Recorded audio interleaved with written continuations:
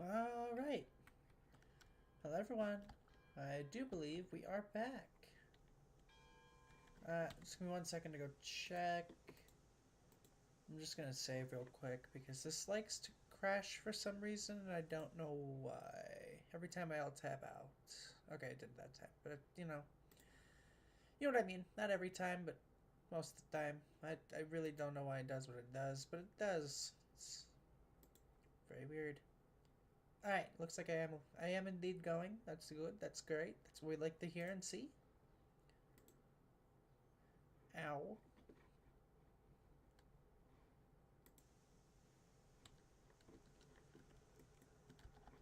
Okay, so um actually I have an idea. Hold on.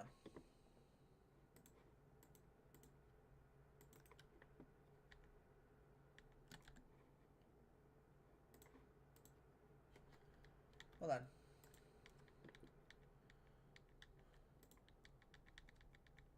Hold on. Why it's so round over here. Okay, there we go. That should be enough space. But hello, welcome. This is going to be, well, okay, so technically I don't need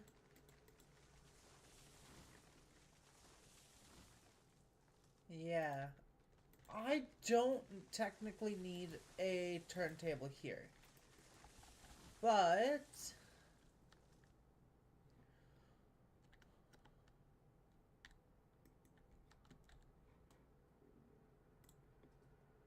oh, hold on. Up. Come on. Thank you. There we go.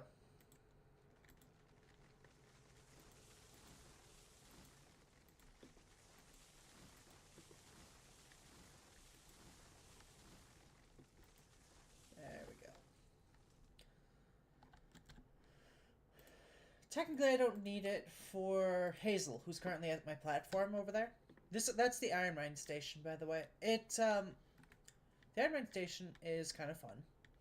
It works on the principle that my Heisler does not have to go up onto the main line, which is what technically connects all this over here. Hold on. Technically, this is still mainline traffic. Technically. So what happens is there's this line which always stays clear for engines at the platform. That way Hazel can come along, drop off her train, go back up the mountain into the coal mine area. People wait here at the platform. From down up top, you know, we'll have an engine eventually that runs a coach down from the very top all the way to the bottom here. Um, the people wait here at the platform. And then later on in the day, Hazel will come through back onto this line, take on water, and then go ahead and journey off along that line up to the depot town. Eventually, is the end goal. That's going to be a little bit from now though, so we got time. We don't have to worry too badly. But for some of the engines, specifically the ones that live up there, this turntable could be useful. Also, anything that lives over in the coal mine town that needs to come over here and get turned around for whatever reason. Or possibly just, an engine that comes in to grab iron and take it away to the smelters, which is over in the coal town. Um, I did move the smelters. We will talk about that. I think it looks pretty okay over there currently, but it's still my track, so it's not great. Yeah, I've only been playing the game for 500 and something hours. I could check. Give me 1 second. Let me get these rails put in, and then we will check, actually, because I'm a little curious to see. Oh, yeah, I can also show you guys the Cold Town, because Cold Town and the Iron Town, technically. All of that's changed since you guys last saw it. Like, not even... Oh, it's just straight up changed. Why do you keep doing this? Connect onto the turntable. I know you can. Thank you. I don't know why it was doing that. Was so weird. It just refused. It was like, nope, I'm good, thanks. It's like, okay, thank you. Also, that's getting changed into a different type of the way the track works, because I want to go. We'll say we'll say 37.3. I should have enough space. Yeah. There we go. That means that there's 30 meters of track over here, so any engine that comes over here should be able to, get onto the turntable or get off if they have to, if another more important engine comes through. Not saying that that will happen, but just in case, basically. This also allows us room to expand if we want to put a small yard over here, which honestly sounds like a good idea. Because again, this is where like the beam and log trains get stored. This is where cordwood trains get stored. This is where iron trains get stored. This is where all the iron material trains get stored. So like smelted irons and stuff. Like everything gets shunted off into this yard over here near the station, and trains just basically come through, pick up whatever it is they're trying to grab. So in the case of, for example, the iron mine over here, they'll come up here. They'll pick up log and beam trains, and they'll run it back down to about somewhere down that line, push everything up the line. They'll come down the line and push iron trains over into the sidings to be taken down to the smelters. The sawmill trains will also store cordwood trains over here for the smelters. The coal trains will be stored over here for the, yeah. So, everyone has their dedicated role, technically. But yeah, it's kind of fun. I do like this. I will go show you guys the track that I've got worked on. Do you still have smoke? Fire? You do have some fire. How's your water looking is my next question. Because I know you're pretty low from your last jaunt. I only used about 200 to get here, so that's fine. Because I refilled her before I came here at the sawmill. Because I drove her down from the logging camp into the sawmill, refueled her on water. Then I drove her from the sawmill all the way up to the coal mine, which took about 300 units of water. I'm assuming she was just running really hard somewhere over there, and I don't really know why. I mean, it could just be that this section only uses 100, and from here to the sawmill is about 200 worth of water. I don't know. Or you know what I mean. Vice versa. It's about 200 to go from, about 200 to go from the coal mine to the iron mine station area. So right around here-ish, you would have run to like 200, and then, you all get it, But she's a push-pull line when she's running from the coal mine to the iron mine. So technically that would mean that she's got special controls that lash her up into this cab, so that this cab can act as the lead engine, which just means that the driver would be standing inside of this, inside of Ringo here. That's the name of the coach. The coaches are named. It's Mabel and Ringo. I like it. I thought that Mabel and Hazel was a really cute little name combo, and then Ringo is just because I did grow up with a lot of Thomas and Friends. I'm not gonna lie to you. I've always liked Ringo's narrations. Ringo Starr, I should say. So it's kind of why I named it Ringo. I thought it would be a cute little, not really nod, but just like a, this is why, this is part of my youth. So this is what it's called. This also will allow me to watch and see how the coaches handle on some of these turns, which is good, because last time I ran them up here, Ringo did derail, although we were going way fast. We were going like 40 downhill, and I don't know why. That's not a speed that she should be hitting natively. So that does mean that somewhere going downhill she hit a massive speed boost, and I don't know from what. I went through and used the Circulize tool from Railroads Online Studios to go ahead and try to fix up some of this track.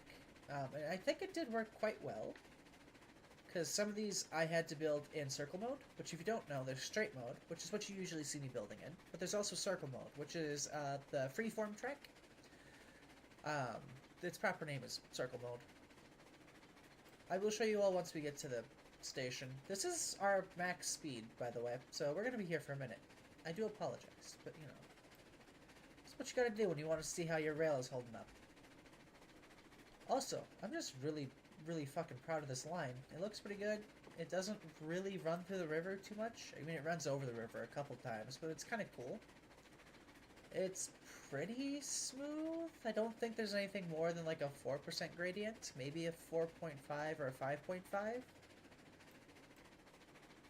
We are going to go ahead and focus on straight up power though, because some of these sections, like I've said, are very, very, very steep. 5.5 isn't necessarily bad, but coaches are heavy, and she's running in reverse. She's not as bad as like a tender engine would be in reverse, which is good. A tender engine in reverse would suck going around through here, but she is still, at the end of the day, a tiny little porter. I'm not entirely certain if she can run this route consistently. She might need a banker to help get back into the station, but I think I'd rather have her need a banker than have her not running the line. That's kind of my whole goal with her. It's just, yeah, she runs this little branch.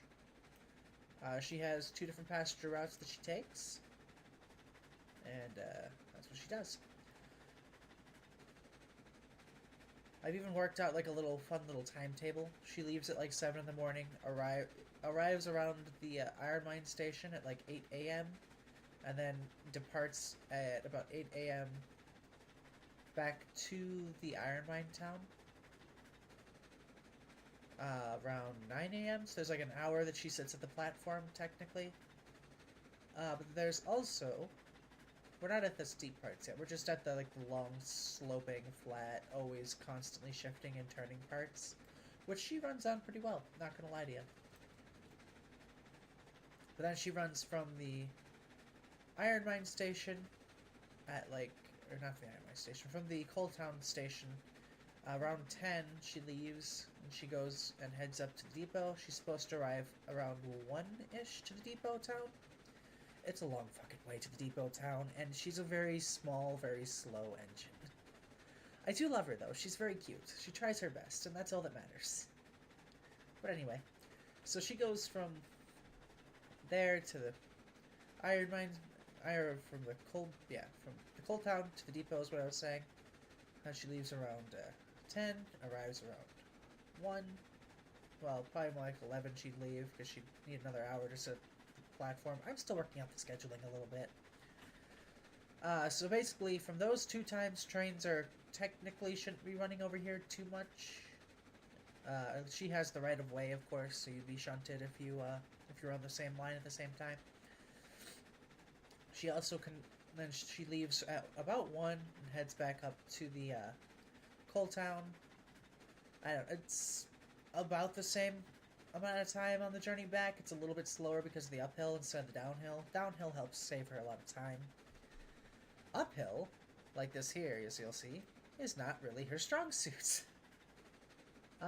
It's not that she's bad, it's just that it's really steep uphill through this area. So she's gonna feel it for a little bit. But she should have enough space in between the ups in order to, like, get herself a little bit more speed. So she should make it no problem, because they're very, very short grades. At, like, 5.5%, it's only over a course of, maybe 30 meters, which is nothing compared to the 8.5% grade over 200 meters that is the coal mine. The coal mine is so bad. Or not the coal mine, the iron mine. I always feel like the iron mine and the coal mine are in the wrong spots. That's why I get them turned around. It's not on purpose. I'm not trying to make anyone mad. It just feels wrong progression-wise. Because it was infinitely easier to go along this ridge to get to the fucking coal mine than it was to get to the iron mine. That's wobbly track. I don't know why it's wobbly right there, but it really is, and I should probably fix that. Or just have a rule that right there is very, very slow.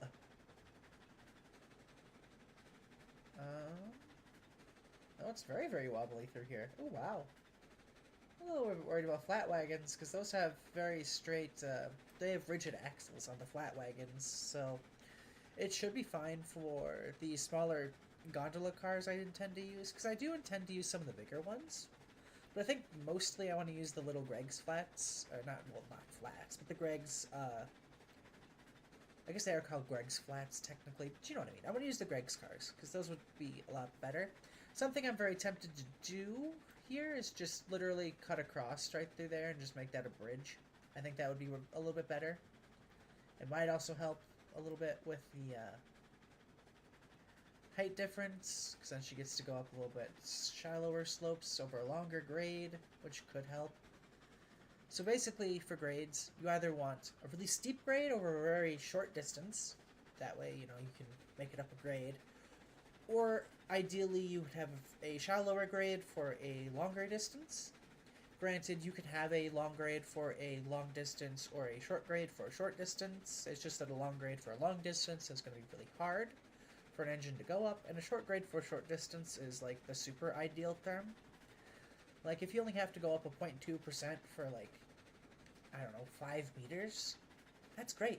Do that. That is a brilliant thing to do. Your engines will thank you. As you can see, though, here, we're going to be going soon here. I need to cut some of these trees. I didn't realize they were so close to the line. Cheeks. I haven't done the tree cutting through here too much yet. So, as you can see, it needs some help. Wow, that was a steep fucking turn. I might just delete that and put... Yeah, hold on. Because we're not on a slope. We will be starting on a curve, but I'd rather start on a curve than let this continue, because that was not good. I don't know why that was so bad, but that was really, really fucking bad. Like, I don't know why it was so shaky right there. That was bizarre. Wow. Also, you can see what I mean now about the shallow curve for short grades. Engines love that shit. I mean, they don't care for it going downhill. That doesn't give them any speed advantages. Where was that other really shaky section? It was back over here somewhere, right? It wasn't here. That was fine. I think it was right through here. Yeah. Alright. Well, I've got this here. So I've got an idea. I'm not saying it's a good idea, but it's an idea, which is better than no ideas. Because what I can do, I think, maybe? Yeah, look at that. Okay, so this is mostly flat right through here. So what I think I can do, depending on how I grab this bridge and put it down, I might have to go from the other direction, which I don't care for, but nah, I don't have to. Lovely. As you can see, it's a lot more shallow of a curve, which is good. It also works better gradient-wise because it's less steep. I mean, it's a little steep, but it's less steep. It's a little more shallow. It's more like a 2.5, maybe a 3%. Just from eyeballing it. I could probably check, actually. Hold on. We have tools in the game now, so I can check this sort of thing. I always forget that the gradient tools are a thing until, like, I'm like, oh, I want to use them. Yeah, ooh, is it actually, it's like a about a 4% grade. I wasn't too far off then, so that's not bad. Don't get me wrong, I wouldn't want to run her up this grade for a long distance. She would not thank me for that. I'm hoping that'll fix right there, though, because she's always been really shaky going over that point, and I don't really know why. I mean, I kind of have an idea as to why. The coaches are really light, so they don't have anything really holding them to the tracks. I mean, they're not light like a empty flat cars, like what we use for the logging, is much lighter than a coach. But at the same time, these coaches are very fucking light compared to, like, a loaded log car. Because I think a loaded log car is, like, 28,000 pounds, or 280,000 pounds, something like that. I don't remember. And these coaches, by comparison, are, hold on, I'm doing the math here. The coaches, by comparison, are... Why are you slowing down? You're on flat ground. Okay. Are 22 or like 20, either 22,000 or 22 or 220,000. I don't remember which, but Either way, much lighter than a loaded lug car, which would have no problem going over that joint, because it's, well, heavier by a little bit, but that extra weight helps add grip to the track. A lot of trains are gravity based, so, you know, if your train's running light, yes, technically you can get higher speeds. That's because you don't have quite as much drag or weight behind you. But also, if your car's running light, running at those speeds can be bad. Especially on bad track, which is what a lot of narrow gauge was. Technically speaking, my narrow gauge track is not good. Not by a long shot. It's not like mainline track, which, like, mainline track, this would have to be a much shallower turn, just because mainline engines are like a foot 8 inches and a quarter or a half or something bigger. By that I mean like a foot 8.5 inches bigger, not, yeah, because most standard gauge, at least here in the US, is 8 foot 8.5 inches, which isn't terribly different, but that's a little bit wider, so, you know. Little tiny narrow gauge babies are a little bit different.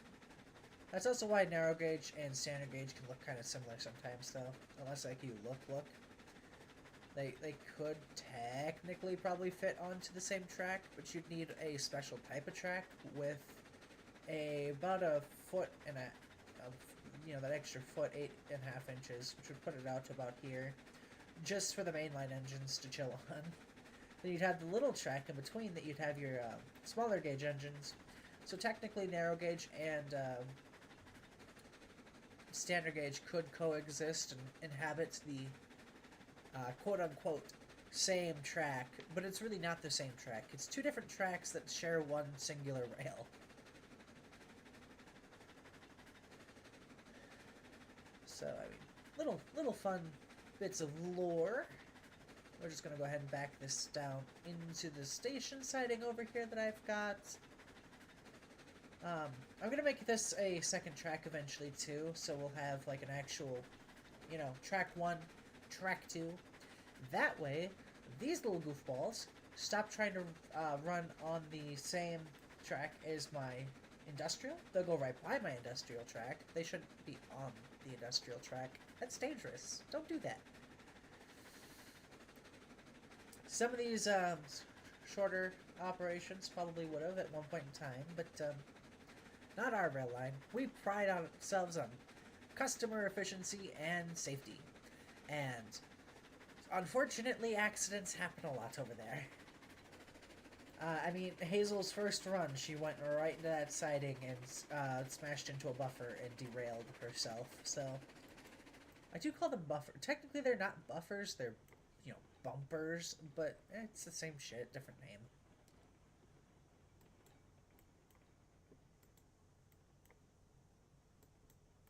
I did not know I made this platform so short. What the fuck? How do I intend people to get on and off over here? Hold on, that's not ideal. I guess it's because this is over here, so this is kind of in the way, but like... How did I think people were gonna get on? Like, all I need is this platform. Hold on, I can do this. I can fix this. We can fix it. Can we fix it? Yes, we can! Hold on, I'll show you how. So it's not too hard. It's just gonna take a little bit of brain power, which, if you're me, is a little bit difficult because you have no brain power, but it's fine. We don't talk about my lack of brain power. I am feeling much better, though, if you couldn't tell. It's fucking night and day difference, I tell ya. Also, this is in my way. I'll leave it like this for now. It's fine. So, let me just go ahead. We go over to here. We try to get ourselves lined up as straight as I can. Go to decorations. Also, I found out where the other stuff is for, like, deco stuff. So we can actually decorate this town a little bit more, which is great. I actually have a couple little things I've been meaning to do for my town.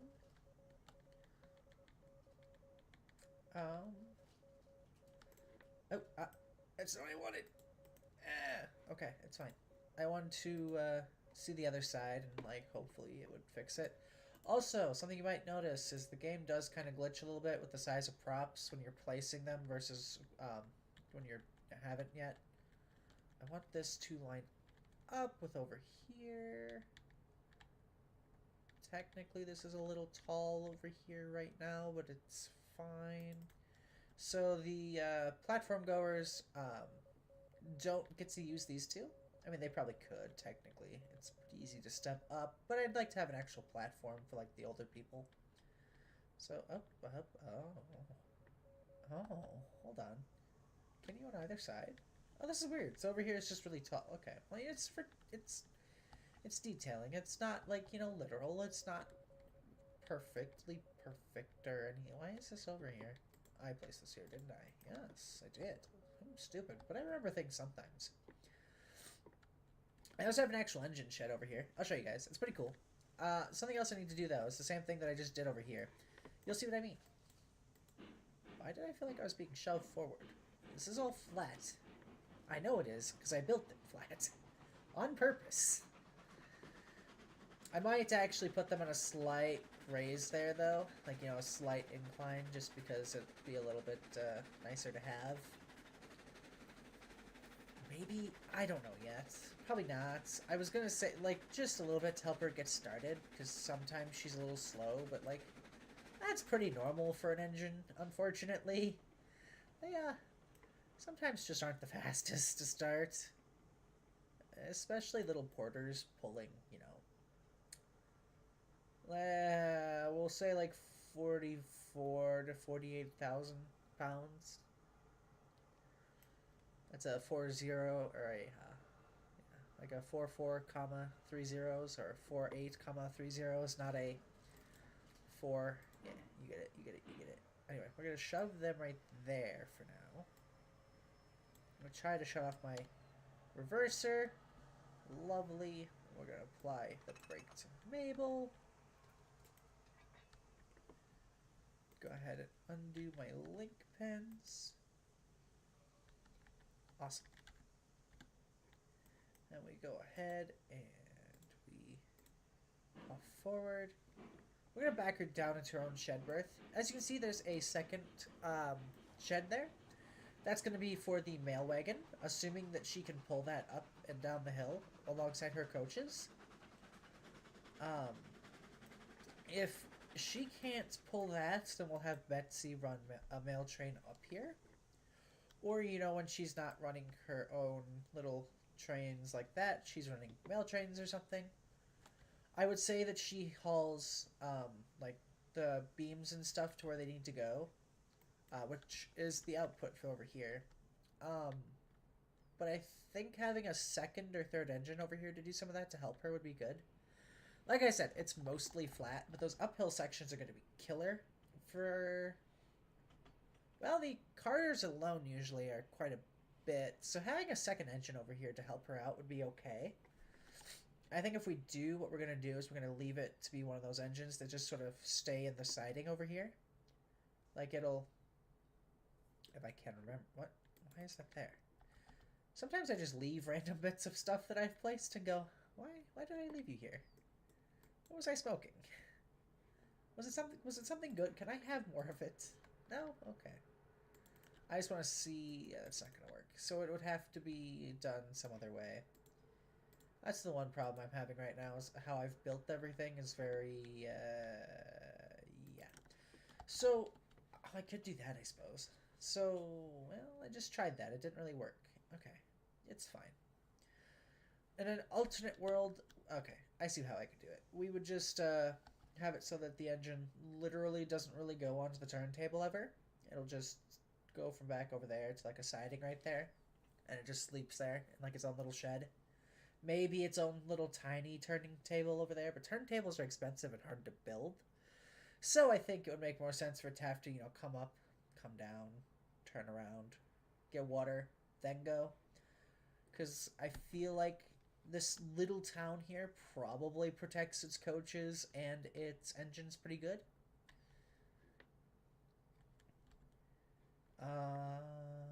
Let me grab... Hold on. I know my voice just cracked there, and I hate that, but let me grab... Right, it's not under that stuff. It's under here. I hate how some of this is organized. So fucking badly. It's like, what? Why? Why organize it this way at all? Oh no, that's gonna be really bad, actually. Hold on. I'm trying to see. Yeah, that's actually just gonna run into... Well, no, I don't think it will. Hold on. Yeah, it's gonna be tight, but I think it can do it. I think basically any engine could get through that, so it's probably fine. We're gonna do it like that, though. That way I can just... Yeah. I think that'll be fine. Because it should just be Hazel going over here, and she should be small enough. She basically sits right over the top of the rails and doesn't overlap too much with the sleepers. There's a tiny bit of overlap, but we'll see, we'll see. The current goal is... I think I've actually got her set up to go down that line, so nice. We will go ahead and... Oh, that's the wrong direction, little buddy. Let's go back that way. Thank you. I love Hazel. She's a little goofball. Silly little goofball. We love Hazel. In this universe. In every universe. Oh, well, that's not really what I want, but it does seem like she can clear right there, which is good. I didn't know I had this set to go straight. I didn't think I did. Why did I have this set to go straight? Oh, because technically she sleeps right there. This is like for maintenance over here. I'll show you guys what I mean. Over here. I do kind of like her sleeping over here a little bit better, though. Makes her feel like she's worked on nightly to keep her up and running for the passenger train, a mail train. But yeah, no, this is supposed to at least resemble an engine workshop. You know, engine parts are in these boxes. These are technically actually bourbon boxes, but these are the only boxes in the game that kind of looks like they might be able to house some parts for her. This is like an oil pan, so you know, if something's gone wrong, you need to drain her piston of oil, because pistons and rods and everything have oil wells that you have to fill every morning. Well, not every morning, but most mornings to help get the train ready to go. It depends on the size of the engine, how often it's used, yada yada yada. Sometimes engines just leak oil. So engines aren't necessarily the cleanest, steam engines anyway. They need oil, they need to be lubricated. Obviously, it's metal on metal in a lot of cases. There's not like, you know, rubber or plastic or anything to help buffer it or to help like brace the metal. It's just literally metal rubbing on metal, so you need some form of lubrication to help A, make everything move easier for the engine so that it doesn't explode itself, but B, just in general. Anyway, these wheels aren't actually Hazel wheels, they're just like decorative wheels. I thought they looked kind of cool. You know, like, hey, this is like a shovel that you'd use to like clean out her smoke box, I decided. The bucket's probably like to wash her down. There is no like oil drum to be able to like give to Hazel like over here. So we just have a regular watering can that we say they fill with oil, and that's how they give all of her stuff oil. Another little pan for like oil or something. You know, sludge water that's dripping out of her boiler, something like that. You know, she took on bad water, that sort of situation. Over here is another engine berth, technically, although I'm probably going to put Frederick down here. I call him Freddy. Everyone calls him Freddy. That's just kind of his name. I thought it was kind of cute. It's like, oh yeah, of course the railroad would have an engine that they call Freddy. That just makes sense. Or like, not an engine, but like a rail car that, you know, holds mail. But over here is just like, you know, oh, the crew is just gonna, driver and fireman come over here to sit down and play cards while they wait for the next train to have to go out if they're readied. This is so that they can, you know, come around here, talk to the workmen working on the coaches over here. Like, hey, how you doing, Paul? Yeah, cleaning up Ringo. We had a passenger in here that used the bathroom really bad, and they go, oh yeah, sure. So I don't know why these things have bathrooms. That feels really, really stupid, but, you know. So we'll say, I personally, headcanon, just because I don't have a coach that looks like I need it to, that this is probably actually a window here, and this is just like where the driver comes to drive Hazel when, so there's nothing in there except for controls. Like I said, technically, this coach is, connected through like steam pipes and shit lead up to the boiler to control the boiler. So the fireman's back there doing wood and stuff into Hazel's firebox. You know, keeping an eye on the boiler pressure. And they driver comes down this way. He hops into Ringo, and Ringo is what allows this whole train to be able to be pulled backwards. That does mean that technically, the mail train requires, yeah. So technically, the mail train would be required to be in front of Mabel, since that's the case. But it's fine. That's probably how I'll run the consist anyway. This mail train than these cars. Problem is the mail train's a lot heavier. Again, part of the reason why I haven't bought it yet, just in case it's not going to work. I'm still going to need it, but you know, it just won't be part of this consist. But yeah, as you can see, a little way through for them here. Technically a little way through them right there. Just, you know, spaces to get through to places, so that's good. Apparently, I re-railed one of these guys wrong because they were in line with each other at one point in time, but this is fine. We'll fix them in later. What I'll do to fix them is I'll run Mabel up onto the turntable. I'll uncouple her from Hazel. I'll run forward a little bit, spin her around, and push her back. Which isn't a super uncommon practice with turning around rolling stock, although you probably didn't necessarily have to back in the day.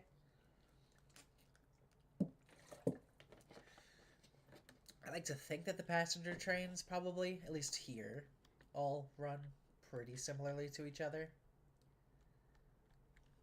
But yeah. This is cool though. It's got little X crossbeams in some places now. Unintentionally, of course. But it's very neat that it lined up as well as it did. So, hello little train. It's time we go.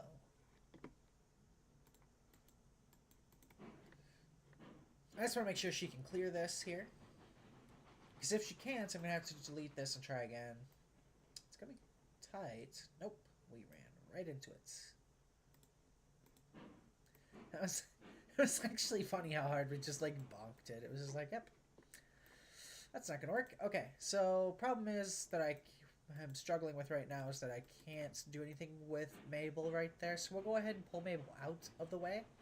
That way we can turn around as well. So we have a couple different reasons to be doing this. And we'll move the shed around. It'll all be good. There we go. Let me up.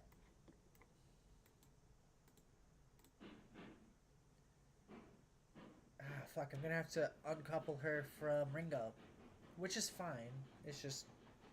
Ringo's gonna have to have his brakes applied, which doesn't necessarily matter. It just means that the next time I go to take them out, I'm gonna have to remember that Ringo's brakes are on.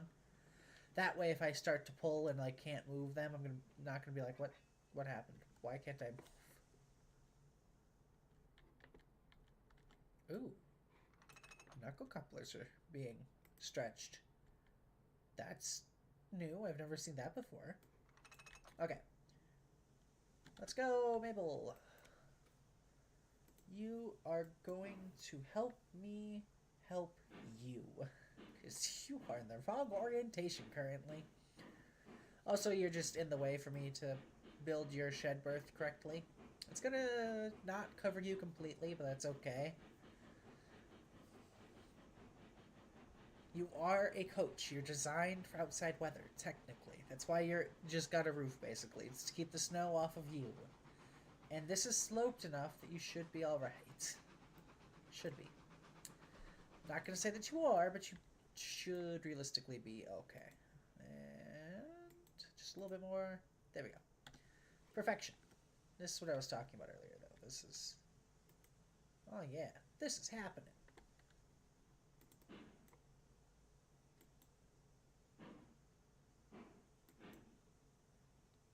And clear the shunting pole, or whatever you want to call this, the crook.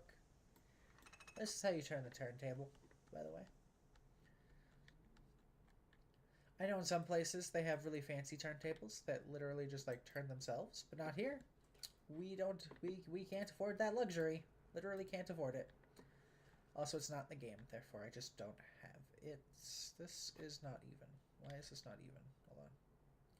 Is that better? I think that's worse. Hold on. Why does it look this way? Why does it look so strange? I'll pull you back to about here. The goal is to just give Mabel a little bit of cover. Technically speaking, that's okay. Like, just to keep the snow off her roof, basically. Let's go re-rail Hazel over here. We'll put her back, obviously. I just want to test. Well, nah, we'll spin around the, we'll spin around the coach first. I always hate turning tables going this way, and I don't know why.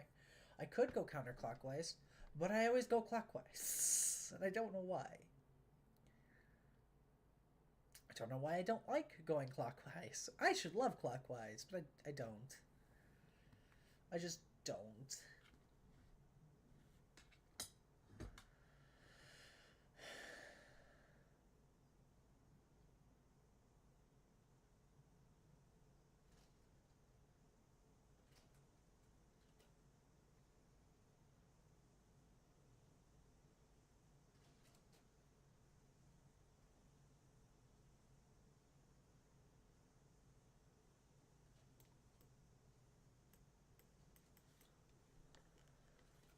Okay, that's fine.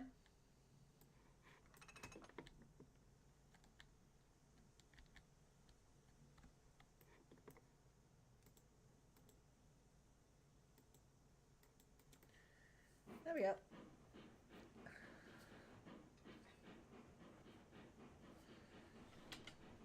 Hazel is going to be a little overworked here on her branch line by herself for a while until I can figure out another engine to come down here and work with her. Because she's in charge of running passenger services. She's technically the yard shunter and shuttle engine over at the iron smelter's junk. Ooh. Did I not move this at all? Well, I guess we'll see. Hold on. Technically, she should have her bell going, because she's over here in the yard, mostly just coasting. Which is why they gave engines bells, because they're very, very silent when they roll. I think there should be a little bit of clicky-clacky, but because it's rolling at such a low speed, you're only going to hear like a click, clack, click, as they sometimes hit the rails, which just isn't in the game. So I like to fill it in with the bells noises. As like a, hey, engine's still moving around here. If you hear the bell, look out.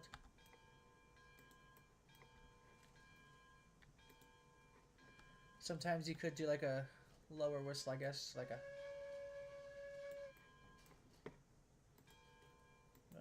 let's see if this actually lines up over here properly now. We'll see, we'll see. I'm a little bit excited. We're not going to run her full kilt just in case she runs into it again. I felt really bad last time. Granted, yes, she's been reinforced. She is mostly entirely steel and whatnot, but, like, still. Nope, that's still just ever so slightly too far forward. Damn it. Okay. Ooh. That means I gotta move Mabel again. Grr. Okay, I'm just gonna... You know what? We're just gonna do this.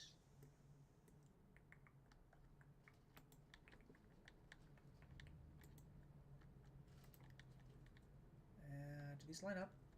Do I have to go put it on? I have to put it on the turntable again. Fuck. Okay, that's fine. That's fine. We'll just have to put it on the turntable again. It's like we never did anything earlier. Okay, so this has to move back like a few centimeters. So try to remember it's right there in between. Yeah, it's like right here. So I gotta move it back to like right here, which is fine. I can do that. Again, the coaches won't be completely covered, but they'll be covered enough to be happier, I should say. Let's pull you back to about here. Pull that over to about there. Quite a bit further back than I was, because like I said, I was more like right here. Now I'm back here, so there's gonna be a lot more Mabel exposed to the elements, but that should be fine.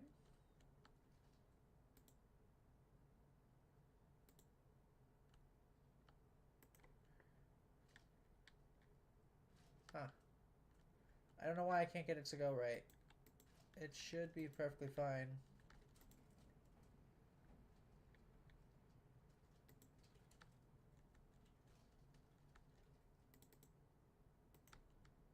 Hello?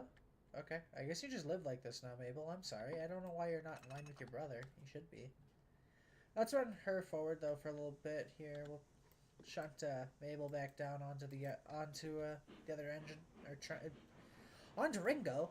Jeepers cripes! Kind of wish there was a self-propelled rail car. I think they were around at least by like 1926, which is the most modern engine that we see in game, which is the Yinti Utah. I'm pretty sure it's called the Yinti. I might have to check that. Hold on. I should be able to do that while we're doing this. It'll be fine. It's all the way at the end here. Yeah, it's the Yinta. Yuenta? I don't know how to say it, but it's this guy. It's a Baldwin locomotive. It's massive. This thing is a tank engine, mind you. How the fuck is this a tank engine? This thing looks like it could eat any tank engine on my line for breakfast. And I have some pretty decent sized tank engines. I think you have a little more space you can back up. We'll try.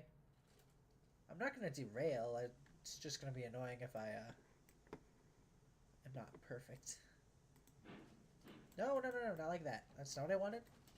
I'm so sorry. Please go back. Okay, that is as far back as I can get. That's perfectly fine. It's not bad. It was better than it was, though. Previously, she was, like, fully sticking out. At least now she's mostly covered. She should be okay to most of the elements. And Hazel should be able to get into her shed again. I mean, technically speaking, I should probably have them stored somewhere so that you could go up, back down over there. And this is another, like, engine shed berth. But, like, I don't know. We'll see. I'm undecided yet. Maybe I will, and this will just be, like, spare engine shed for, like, a visiting engine. Or this will be. And this is, like, the other spot for the engines. I don't know. I don't want to go and get anything too crazy big either, though, because if I get, like, a really big engine and put it over here, it wouldn't make sense that Hazel is still the one that runs the passenger services over here instead of somebody else running them. So I don't know. We'll see. I also need a cordwood spot over here eventually. Little things. Technically speaking, I don't think. Yeah, the coal mine engines are fine. They run on coal, so coal is up there for them over there, or at least it will be. Can you get through there now? Oh yeah, you can get through there, no problem. Nice, lovely. Let's go ahead and park here. Technically I need to pull up just a little bit, but not too much. Because I want to get her footplate here in line with her. Yeah, there we go. This way the footplate is mostly in line, so you can just step up. We gotta swing out a little bit around that right now, but it's fine. I'll figure out the proper stopping distance eventually. Like I said, this is less for, like, it's more like for maintaining an engine before it goes out, but it's fine. Technically, she lives over here, but I kind of like parking her over here better. I could maybe put Everett over here, but I don't know that I want to. I mean, he's supposed to work near the iron mine, technically, in canon, because he runs a special train. I could see doing that. Like, he runs a special train to and from the coal mine all the way up to the iron mine. Because there's the iron mine up there that's going to have a... I say the iron mine has a quote-unquote station. It's not really a station as much as, like, a... spot where the engines sometimes go. I don't know how to word it without it sounding really stupid, but basically, I guess it'd be easiest to show you all. I'm not taking... I do want to work over here too today, eventually. Because this is fine, but it needs its yard put into place. It needs its turntable, its engine shed, the water tower, and the coal hopper that they run coal to for themselves. Technically, Robert will be running coal places eventually too, because eventually I do intend to have a couple more coal-fired engines on the line somewhere. It's just that most of the engines in the game that I've used currently are wood-fired, and that's on purpose. I don't have access to coal. Without access to coal, it becomes really, really, really, really, really hard. There should be about 80 more reallys in there, but that's neither here nor there. It becomes super hard to run a coal engine without coal because they don't use wood. Um, they would literally look at the wood you feed them and go, "Wow, thanks for the crumb of food when I'm asking for an entire 10-course meal." That is a coal engine. um, and I mean, so technically they can run on wood, just not for very far, not for very long.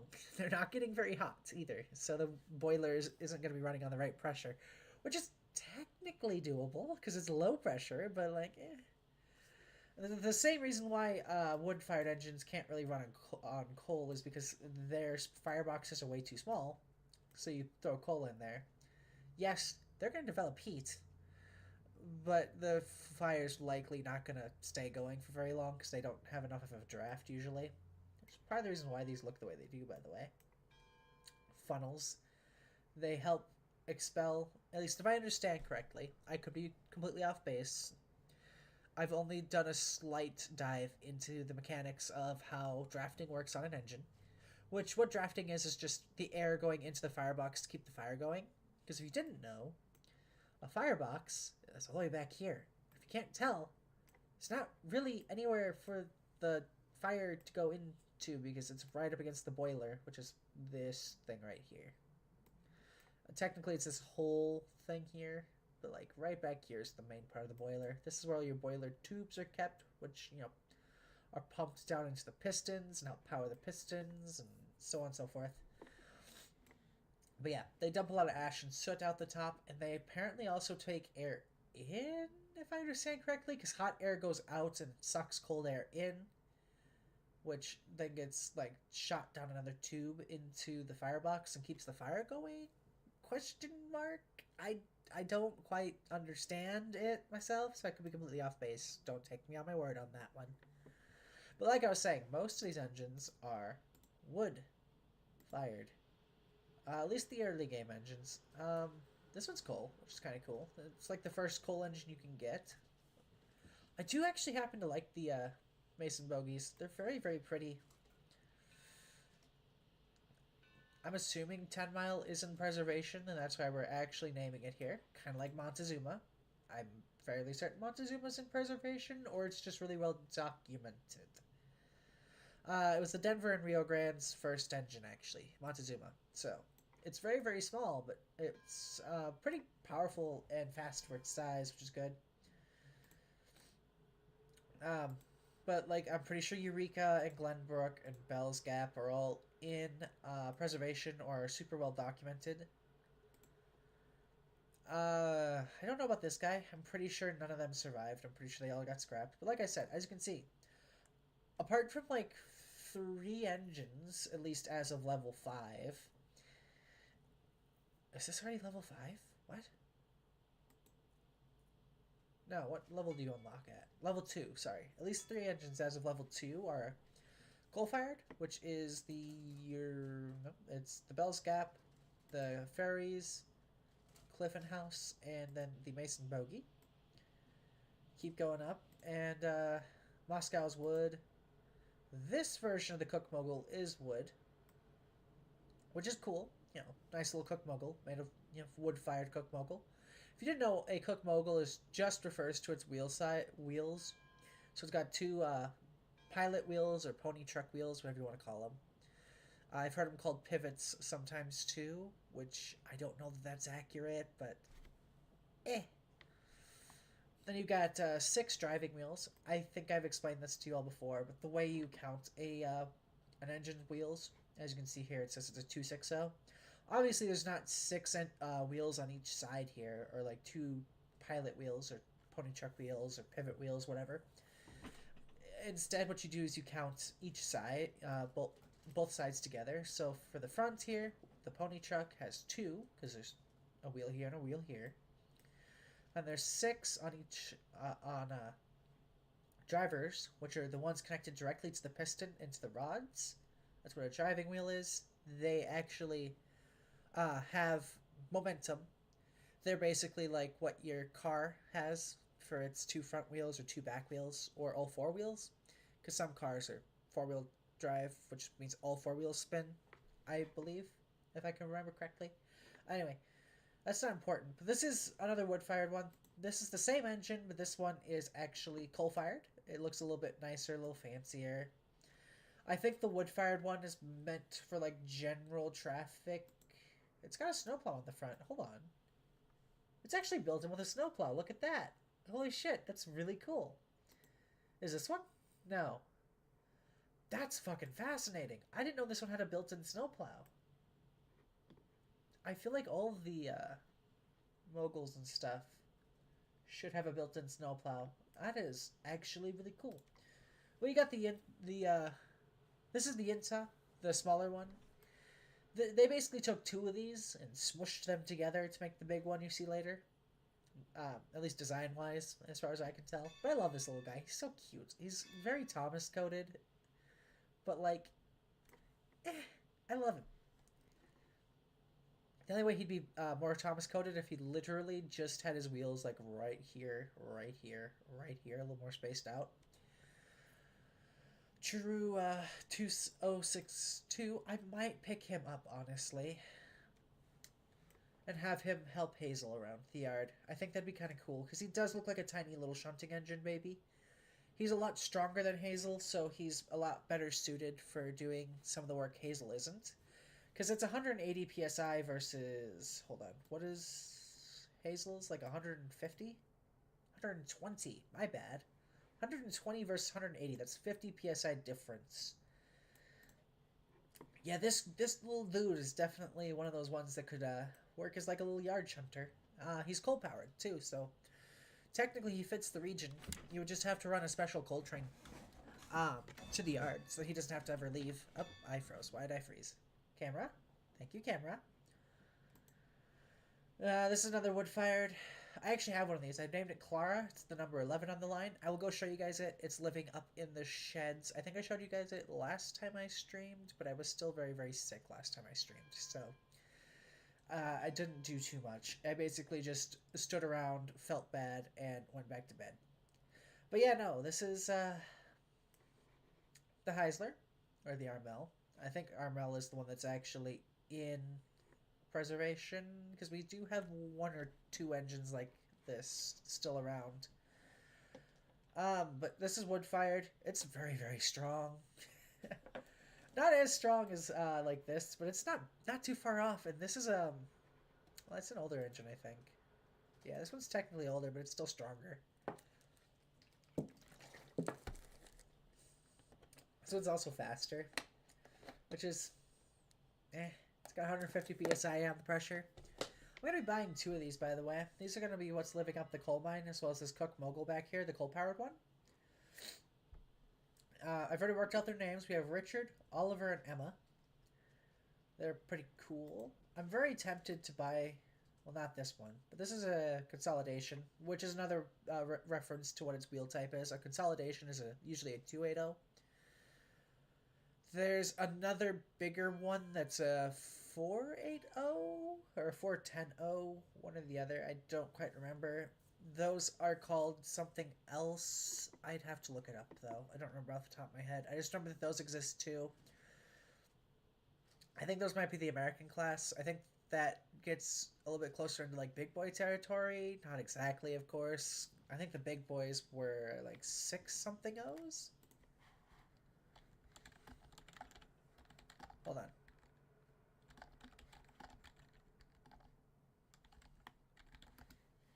We'll see if Google says.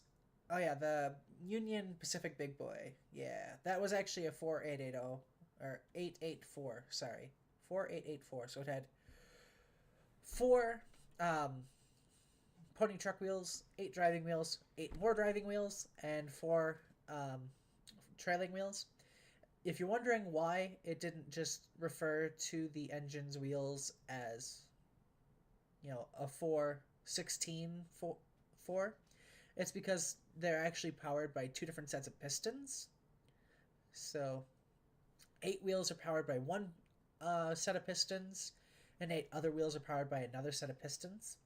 And that's why, with some of these engines, you see that they just are insane. Um, but yeah, no, the consolidation class. What is the class bigger than a consolidation?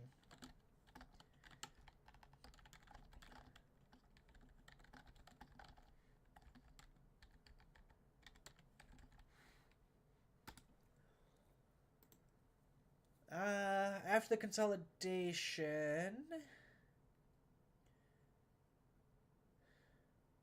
maybe the consolidation is the biggest one.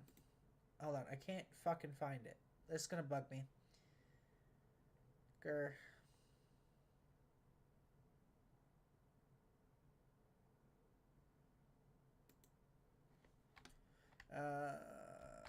Hold on. Google, why do you hate me? Help me, Google.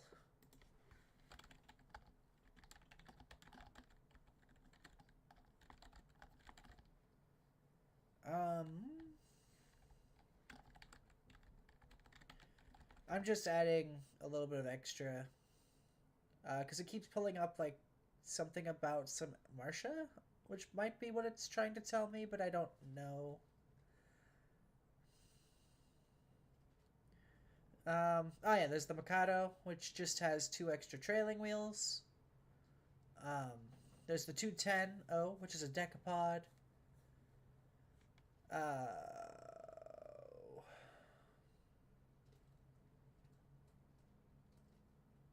There's the Challengers and the Big Boys. I might be thinking of the Decapod because that's the 210O, which sounds right, or Santa Fe, which is a 210 but yeah, the consolidation is, I'm pretty sure, referring to the wheel arrangement here. I could be wrong. It could just straight up actually be saying that this is a consolidation, but I'm pretty sure if I remember correctly, that's how that works. And there's a Climax. It's slightly stronger, but a little bit slower. I actually like the Climax. I might pick one up to help out Clara up on the mountaintops.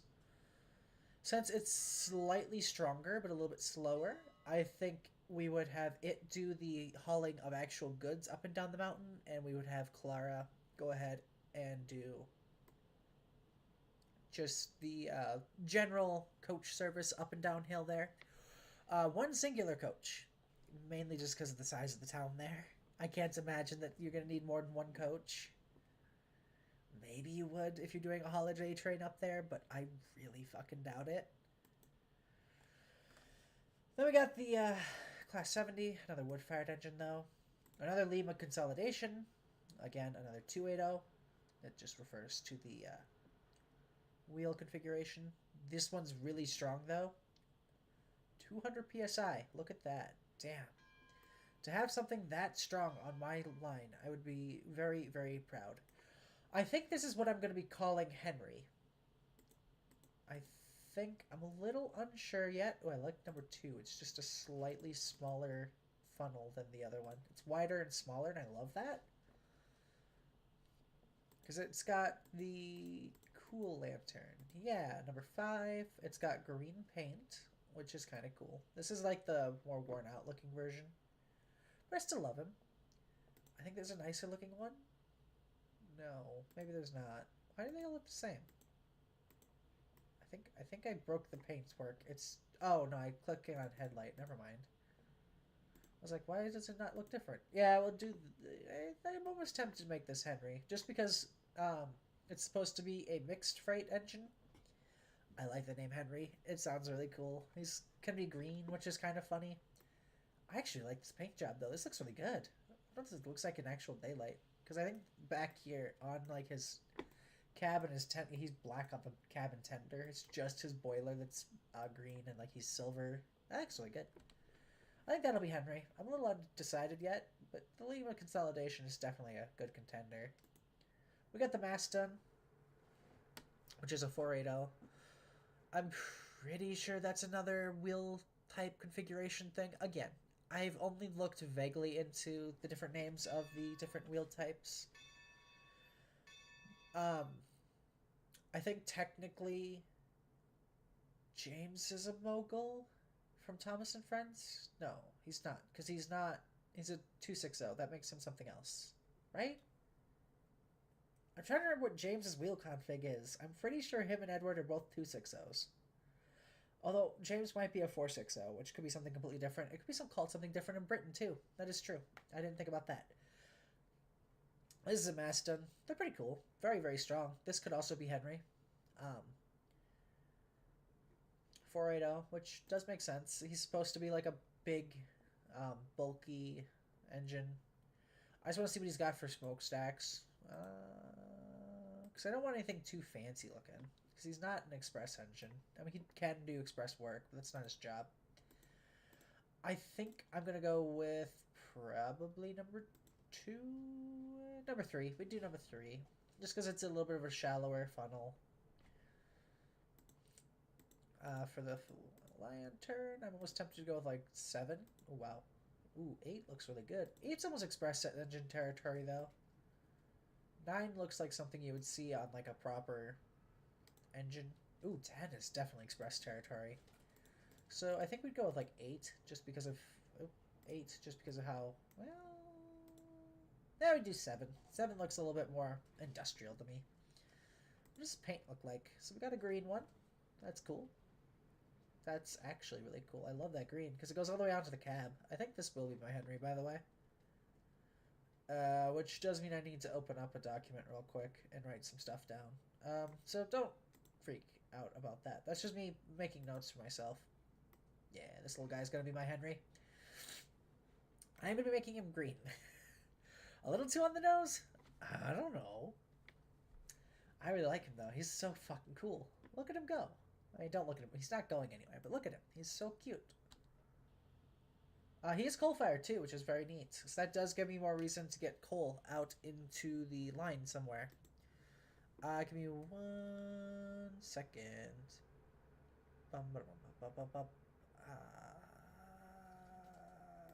that one open. Thank you. I don't know that information yet. I do know this, though.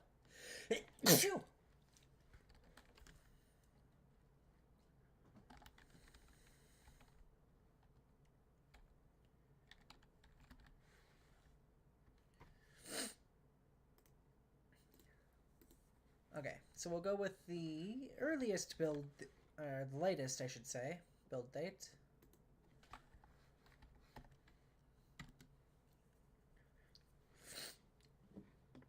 Awesome. Phenomena.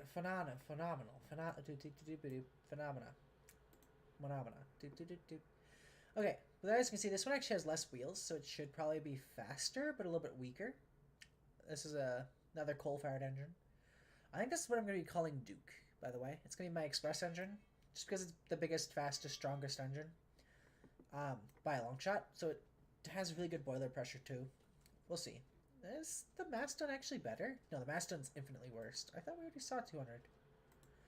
Interesting. So this consolidation has actually got 200 boiler pressure. I wonder if that makes them operate differently. Maybe it does. We're going to hold the 125 here Duke. I'm also going to buy a rotary snowplow because they're kind of cool, and I do like the snow. I intend to do a snow stream, and having a big engine with pushing one of these around would be fucking phenomenal and hilarious. But yeah, this is another coal-fired engine. They're very big, very fucking strong, pretty fast too. I think I've played with them once. They've also got a really pretty green, which is apparently just the color of the Hillside Transport Company, or Christian Railway Central, or Central Rail, yeah. So it's either Christian Central Rail, depending on what arrow you're looking at, or it's the Hillside Railway Transit or Transport, one or the other. Probably Transport. But I'm just looking at the different paint jobs. That looks really clean. Damn. But since we're actually on a rail line that is surrounded by a lot of greenery, I am a lot of engines paint in the early days was dependent on what you had around to make into paint color wise. So a lot of them ended up being whatever was most abundant to you. So if you were in like a lapis mine, you made your paint out of some of the lapis and you had like blue engines, for example. Supposedly. Again, I've only done a little bit of research into some of that. Almost tempted. Ooh, number 2 is a really weird looking one. I kind of like that though. I think I'm going to go with number 2 on Duke. It looks a little bit more angled, which leads me to believe that they were probably trying to trap more air down into the funnel.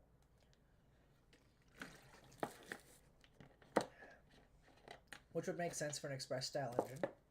You want to get the maximum performance possible. Real tiny little headlamp. That is an actual headlamp, though. It's like an electric one, it looks like, which is interesting because I'm pretty sure this engine is from the 1920s, which electricity did exist. It was just kind of not common. Anyway, I gotta write this down, too. Ow.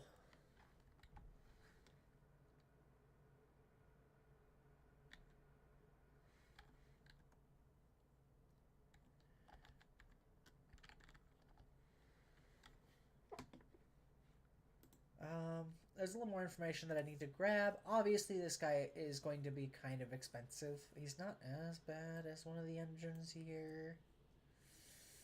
Yeah, that's gonna suck when I have to buy that.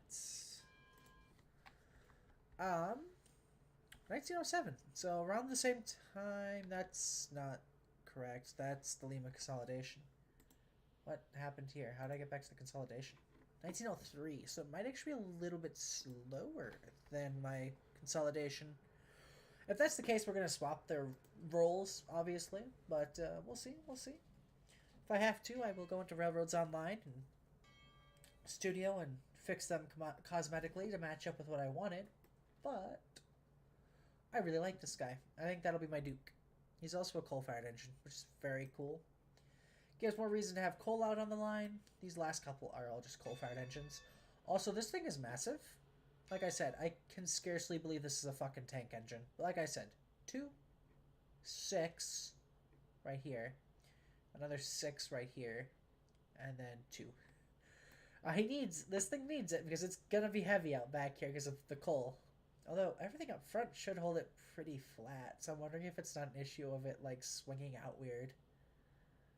It was probably an issue of it swinging out weird on tracks, and it was like hitting people or trying to break the coupling or something. Because couplers only have so much give before eventually they'll break, especially if you're swinging against it. Or obviously sometimes, your train literally pulls the cart off the track. Which, with how heavy this thing is, I imagine it's probably going to outweigh anything that you have in a car. On a flat car, in a box car, anything like that. So it makes sense that this thing would, ruin your day if you're trying to run trains. Oh, there we go. I don't know what happened there. I do apologize. Ugh. My spine has been killing me. This thing's just slightly more boiler pressure. It's really modern, though, like, compared to anything else in the game. Like, back in the day, I think the most modern thing was 1907. With the...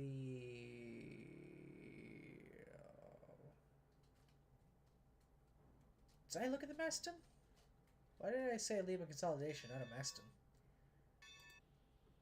Because the Lima is slightly stronger than the Maston. How does that work? They should be progressing sequentially. No? Oh, I guess it's got more pulling power. Yeah. Because look at that wheel alignment there. Oh, of course. It's got the 280s, so it's going to have a lot more pulling power. Well, not a lot, I guess, technically, looking at it, but it's going to have more pulling power. This thing's going to be more rated for speed. Right?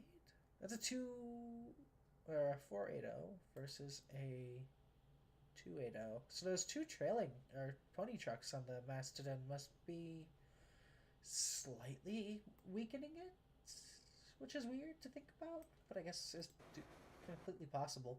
Also, this thing is just ungodly expensive for no fucking reason. I really do like it, though. I think there's a way... Oh, there used to be a way to get inside. I guess you can't look at the interiors anymore.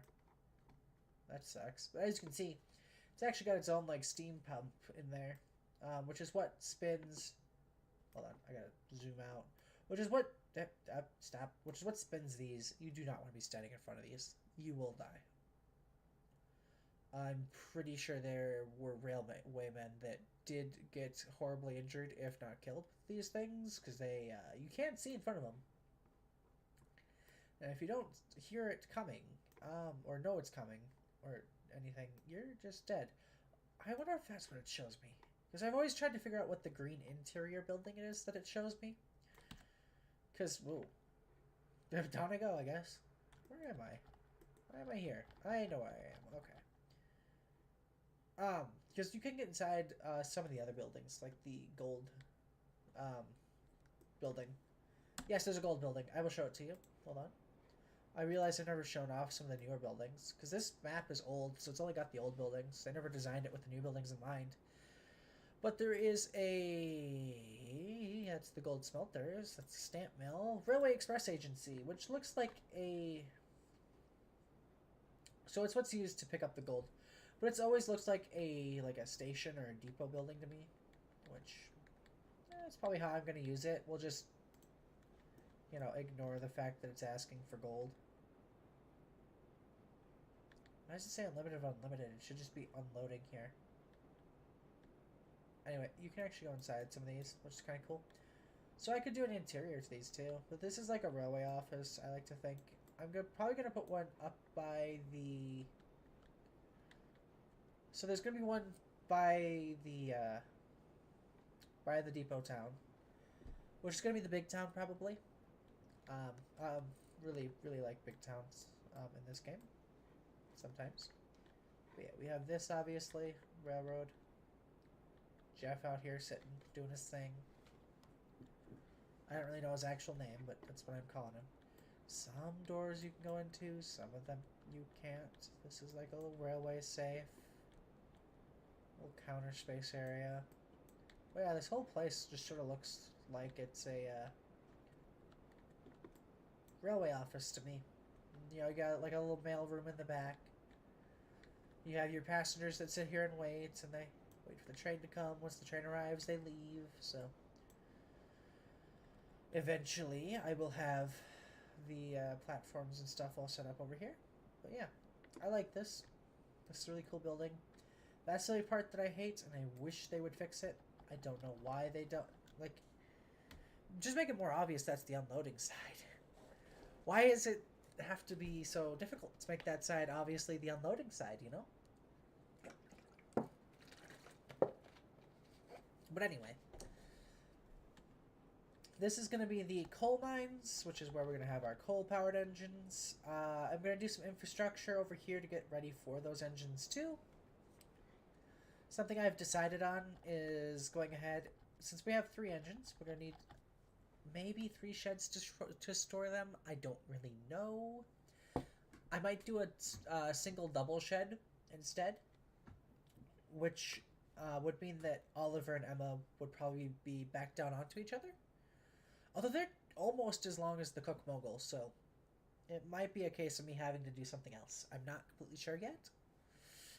They're big fucking engines. I'll show you what I mean once we get the money and the levels. I don't think I'm at the right spot yet. But this is not going to sit flush to here. So when we're turning for the engines, we will start turning and probably go off about right there. Actually, let me just turn until I feel like I see a direction that I like. Because if I just go straight, we're going to fall off a fucking cliff. There's not going to be enough room. But if I turn this so that we do this, we got all this extra space over here to put the engines in their shed. It does mean that you would probably want to put a bumper for when it's sitting like this, or for when it's sitting straight. I'm going to do that now, just in case. Especially since this, like, leads directly to the, like, if a careless crew guy like is driving and decides, hey, you know what? Fuck it. I'm just gonna full send it onto this turntable. That would end badly because you would go straight off and probably down the mountainside and explode, or die, or all the above. Technically speaking, there was an engine that did that in this railway's canon. Like I said, I am writing an actual book based on what I'm building here. Just a series of short stories, basically. But there used to be a... Hold on, I can actually check. I'm pretty sure it was John. I'm trying to remember. Because there was John, yeah, and Joe. I'm trying to remember. John... Yeah, John was my Ferris and Cliff House, and Joe was the Heisler.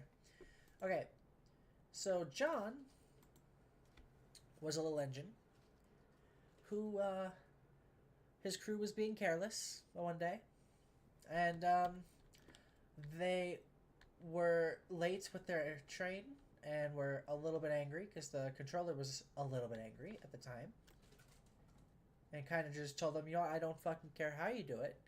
Get to where you need to be on time. And so they full sent it, and John suffered the consequences because he was just slow to start one morning. They couldn't get the coal to stay lit because it was wet. And by the time they did get going, he was already super late, so they just cranked open the accelerator. Thought they had the brakes tied a little bit, but they didn't. And he went over the side of the cliff.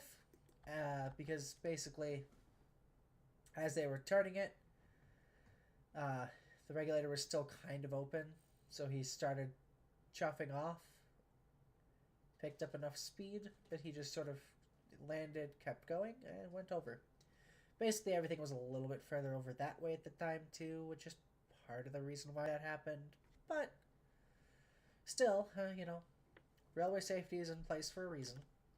A little bit the controller's fault at the time, a little bit the crew's fault. Very much not the engines. So he went over the edge, smashed down into the valley. They ended up hauling him back up the long way. Like, they hauled him back up onto the rails over there somewhere. Pulled him back into the yard, and he's kept somewhere off over there in the trees, probably. So there's going to be, like, another line that I build into. It's probably going to be my most busy little turntable. Most spots to go off of with an engine. I'm thinking that, yeah, we literally just have the line. Yeah, we go, like, in a straight line here. That would be probably the best look. Because it can be stored right up against the mountain.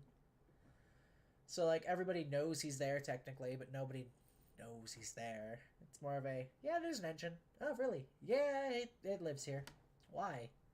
It fell off a cliff years ago. Oh, well, we haven't scrapped it. Because we kind of wanted to fix him. Like, he's small, but he's a good little yard shunter, which is kind of what we need. But, you know, little fun story facts. I think it's just that I don't like turning from this spot, and I don't know why. It's when I'm on this side of the turntable that it makes me annoyed. Also, this is probably my most busy turntable, which doesn't really say much. My turntables are never very busy, but this is like a busy turntable. Mostly just pseudo busy because I've built it like this. That's temporary. I'm gonna have like a nice long line going off that way. That goes maybe to the edge. Maybe not completely to the edge, but pretty close. I think that looked pretty cool. But that's just so that, you know, oh no, I'm dropping off a train of what is it, beams and rails? Or is it lumber and rails? I think it's beams and rails. Rails and beams, yeah. Or like, oh no, I'm grabbing 1,000 units of coal. So yeah.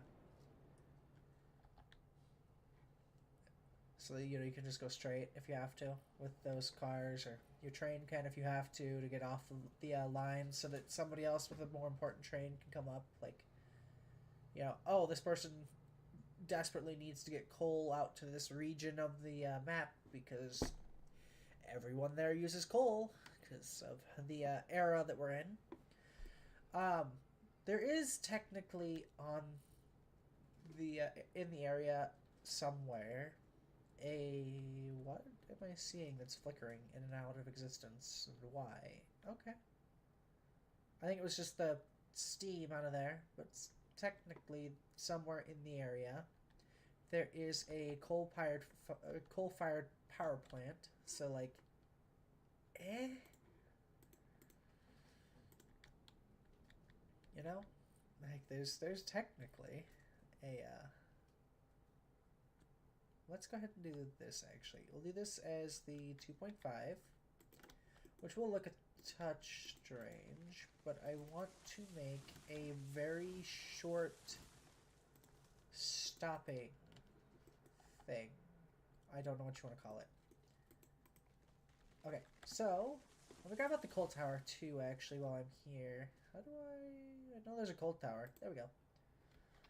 Okay, so coal tower. Very interesting.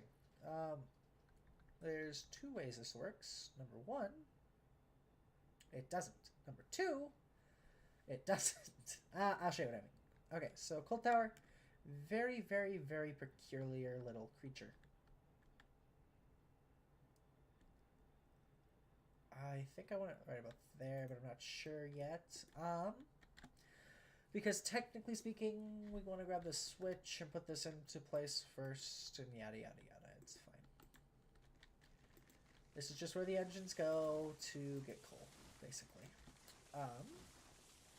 I'm wondering if I can get close enough that I could actually just like almost line up. Oh right, yeah, no. I see. I see what it is now. Haha. I don't know how that works with tender engines, but it's fine. We'll figure it out. Oy vey. But yeah, because of this area looking the way it does, they should only ever need to have like one or two coal cars on this bridge at a time. So I'm not too concerned.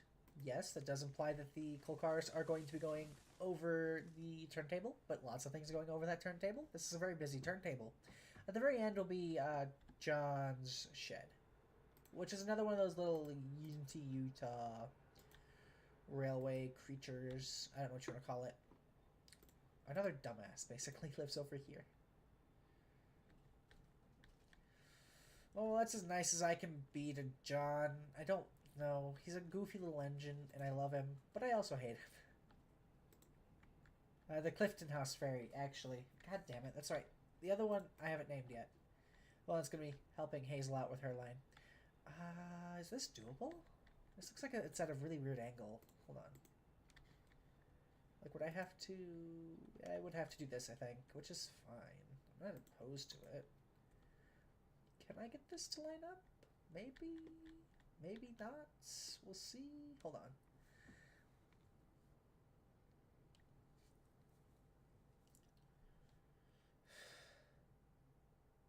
I don't think I can. No, I can't. Not technically. I think I'd have to do it really weirdly. I like have a really weird curve here, which is fine. Using articulated engines. Pretty sure that's the right word. Articulated. And they have small coaches, so I should be looking over just about any turn I make. Like that.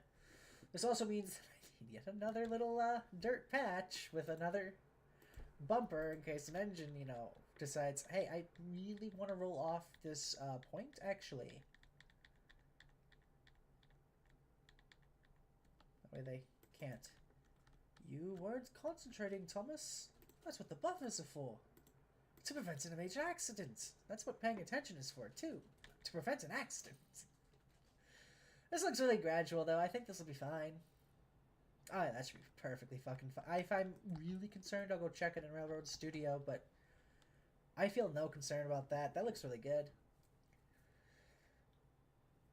I mean, it does mean it's going to be really slow to load and unload these, because you're going to do like one car at a time. Maybe two or three tops. Actually, I know how you could probably do it. You would have Oliver on one of these tracks, Emma on the other. I'm pointing like you guys can see. Hold on. You would have Oliver probably on this track, or Emma, either or. They're the same style of engine. You'd have Emma or Oliver on this side of the track, and they'd come along, and one of them would push the cars onto the turntable. They'd be uncoupled. Then the other engine would come along, couple up to the cars, pull the cars up to there. Hear me out. They'd chill. They'd pull the cars up to there. They'd unload all the cars, and they'd push them back onto that line. This would turn again. Emma or Oliver, whichever one, would come along, grab the cars, pull them back up to there. Ah, damn, that's cool. It's like a little actual teamwork spot. I love that. It's actually brilliant. Fuck yeah. Hold on. I do want a short straight through here. I do want to make it out of stone, though, because I think the stone would look cooler. Can I make this whole thing stone? Like, what if I said fuck it and I just did this? Sorry if you guys can hear the dog barking. I have my windows open. It's nice out today. I don't usually get nice days anymore, which sucks. Also, I shouldn't have deleted this one. I should have left this like this so I can go 5.5 so that I could, you know, just connect it up to a bumper that I had at the end. But I'm stupid, and I did the wrong button again, and I hate that. I hate how twitchy my fingers are. Like, seriously, I don't know why. I don't know what it is, but my fingers are very, very twitchy. They just do, like, weird, like, spasmy clicks. I don't know what to do about it. I really, really, really don't know what to do about it, because I don't think they're meant to be doing that. It's a little bit concerning, but, like,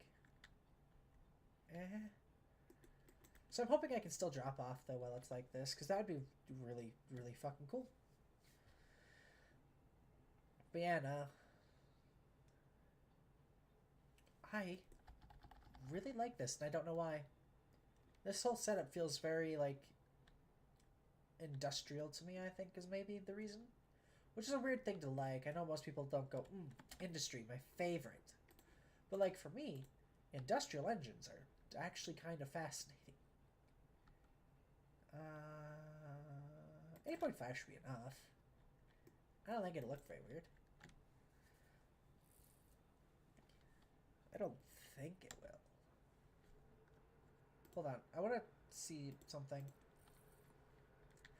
Just bear with me. I'm testing something. Yeah, that would go straight off into there. But we do a little bit of an embankment with a little bit of this situation. 7.3, so I can do 10 meters of track. I'm going to do like a little bumper back there. Like a, just in case, oh no, I got shoved. That way they can, you know, chill over here in like a nice little siding. Pick up some water. Then they go off on their adventures, maybe. I don't know. Like I said, I need 10 meters of track.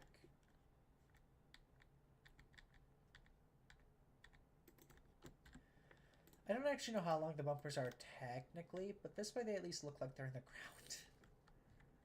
ground. But this looks okay, actually. It's very busy right here, but I'm okay with that, honestly.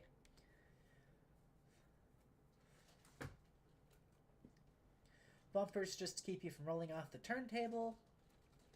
You got a nice little path going up to the coal hopper to fill it. A path going up to the coal hopper to take on coal if you're an engine that consumes coal. And eventually a water tower somewhere along this line. I might actually just knock this out and build up. Howdy, howdy. Morning. How you doing?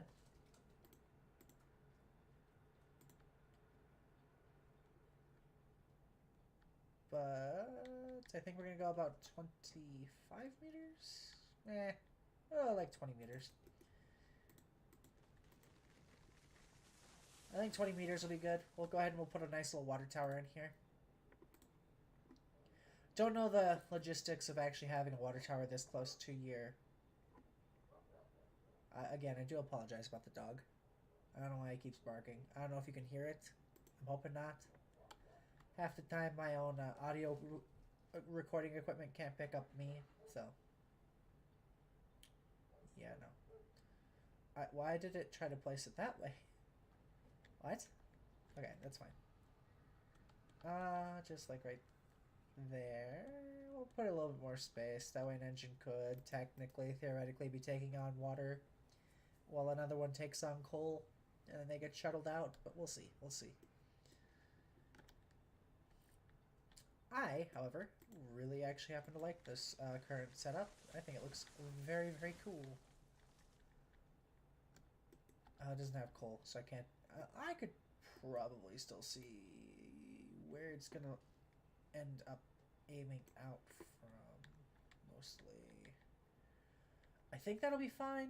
I think all the engines over here have a big enough tender slash bunker that they'll still be able to pick that up. We will see. If they can't, I might have to do some fiddling with the tracks a little bit, but I imagine it'll be fine. Go ahead and we pull this line out. Actually, we don't. That's right. I'm being silly. Oh, silly, silly me. How could you do this to me? Ah, did I really leave myself with no room for a shed? Shit. I have no room to put a shed over here now. That's okay. We're just gonna have to rework this a little bit. Just a touch. Just a hair. I liked that there, but that's fine. Because the shed is more important. So technically speaking, I do have these little spots over here. That's not going to work for tender engines to fill up with water. They'll take up this too much. I have a point here that I could use. Again, technically won't work. So, I think we go with the original idea of putting the water area over here on this side. That way, engine comes along and it goes, okay, I'm going to park right here, take on water. That way this other engine can take on coal, and then I will back up as they're taking on coal and I'll leave. So they can pull up, take on water, while this other engine's taking on coal. So that when I'm done taking on my water, I can back up and leave. Or if they get done with their coal first, they can just straight up leave. I think that makes sense. I hope that makes sense. I have no idea if it makes sense. I am just trying to construct something halfway decent looking now. Let's put you... I'm a little bit worried about this right here, so we're just going to take a look at it from this angle, because if I'm too close to either side, this isn't going to work for me. But I think that should be fine. That looks like it's got enough space on both sides. Cars should clear it. Engines should clear it. They might be stuck right on the points if they stop here to take on water, depending on the engine. But it'd be fine. Only 1 or 2 engines at a time should be leaving. It's just more for flavor text than anything else. Besides, maybe they go down to the turntable, get spun around, come back up, take on their coal, go back for the water, go back up, then gets just spun enough that they go off, start work. I don't know. I do not know. I am testing. We are testing. We're doing all the big tests today. Some might even say the greatest of tests. 8.5 should be far enough. That will do. I'm a little bit worried about this, but there should be a lot more room than there was earlier, so I should be able to start curving the track if I have to. Maybe. Or this will just straight up be like a way that the engines come onto, like, into their sheds. That is a possibility too that I hadn't thought about. Let's do this turn though. Yeah. I kind of like that. Let's do that. Grab out my dirt. That's going to be a problem right there, so I'm going to have to fix that. I didn't think about it until now.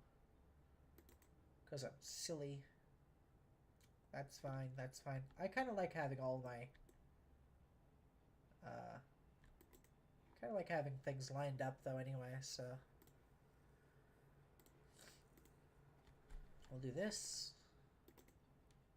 So the 2 inside ones are on the inside, so we should do the 2 outside ones on the outsides. I think that makes the most sense, logically and visually. Like I said, I like making things look okay visually. There we go. That should be fine. Don't mind the trees over here that are in the way and annoying and rude. They just sort of live here. Since it's a 2-liner, technically I could make it so that over there is the... Yeah, like an engine comes in and parks next to... that's just where Richard will live, is over there. The 2 twins can live over here. Bam, problem solved. Look at me go. I'm doing things I didn't even know I could do.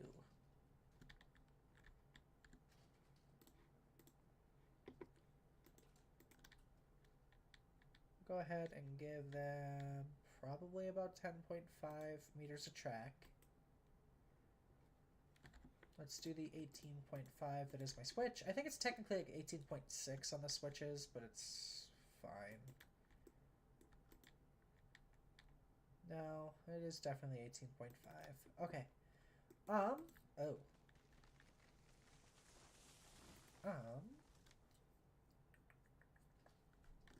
Thinking, hold on, hold on. I don't really want to set the points to rest, so what if I do this?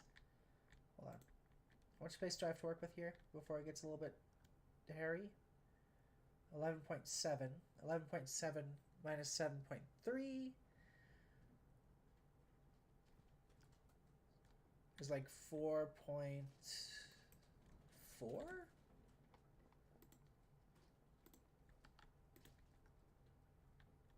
Let's do the 11.7 on both of these. It should be like 4.4.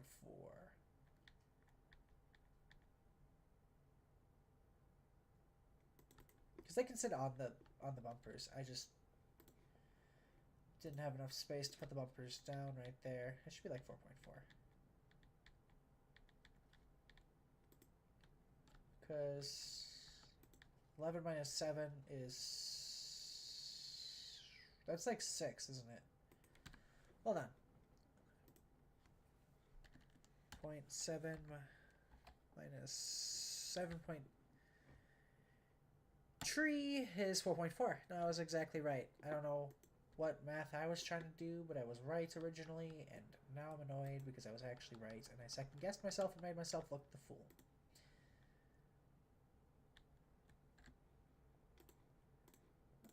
So that goes there. That goes there. Destroy that for now. You'll see why in a second. It wasn't lined up correctly. It would have been really bad on the engines. There we go. That looks okay. That means this is slightly shorter by a few centimeters, so or by like 0.1 meters. So I must have accidentally gone 5.6 over here, but that's perfectly fine. This does work. This is going to be the little engine shed for my 2 iron mine workers. Well, my 2 tanks that live over here, technically. There we go. Knock down a bunch of trees. That does mean that... yeah, that'll be fine. That's what I wanted. We will get the space done up. I like these brown engine sheds for up here a little bit better. I think they're a little bit cooler.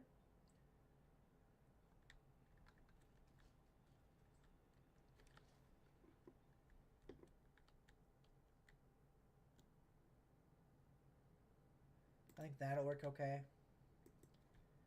Obviously, oh, no it will not. I lied to myself completely there. Damn it. Here I thought I was actually doing well. Damn it. It's fine.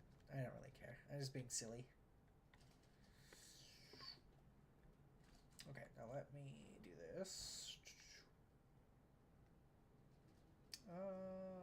That should be fine. I can actually see the dirt now, so that looks like it'll be good. Yeah, it's a little bit tight right here, but I'll be able to get the engine in, no problem. It has to be tight for that to fit in here. But that'll be great. So back over here is where we do this fun maneuver, which is point.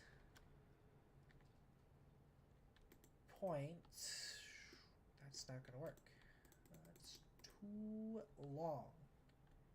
Interesting. Okay. So that's that. I could technically just put the points on right there, which is what I'm going to do. So we'll build a little bit of a stone wall leading up and a tiny bit of a stone wall leading off. Not too much. Don't know why the stuff just didn't work from that angle, but it didn't. It does here now, though. I'm going to leave it like this. I think you have to leave it like this, technically, for it to work, but that's fine. 2.5, so that's a whole 3 extra meters going off that way that I know of that I just gave myself. So we'll try it. It's probably still not long enough of a space over here. It actually is. Neat. Mostly. Mostly.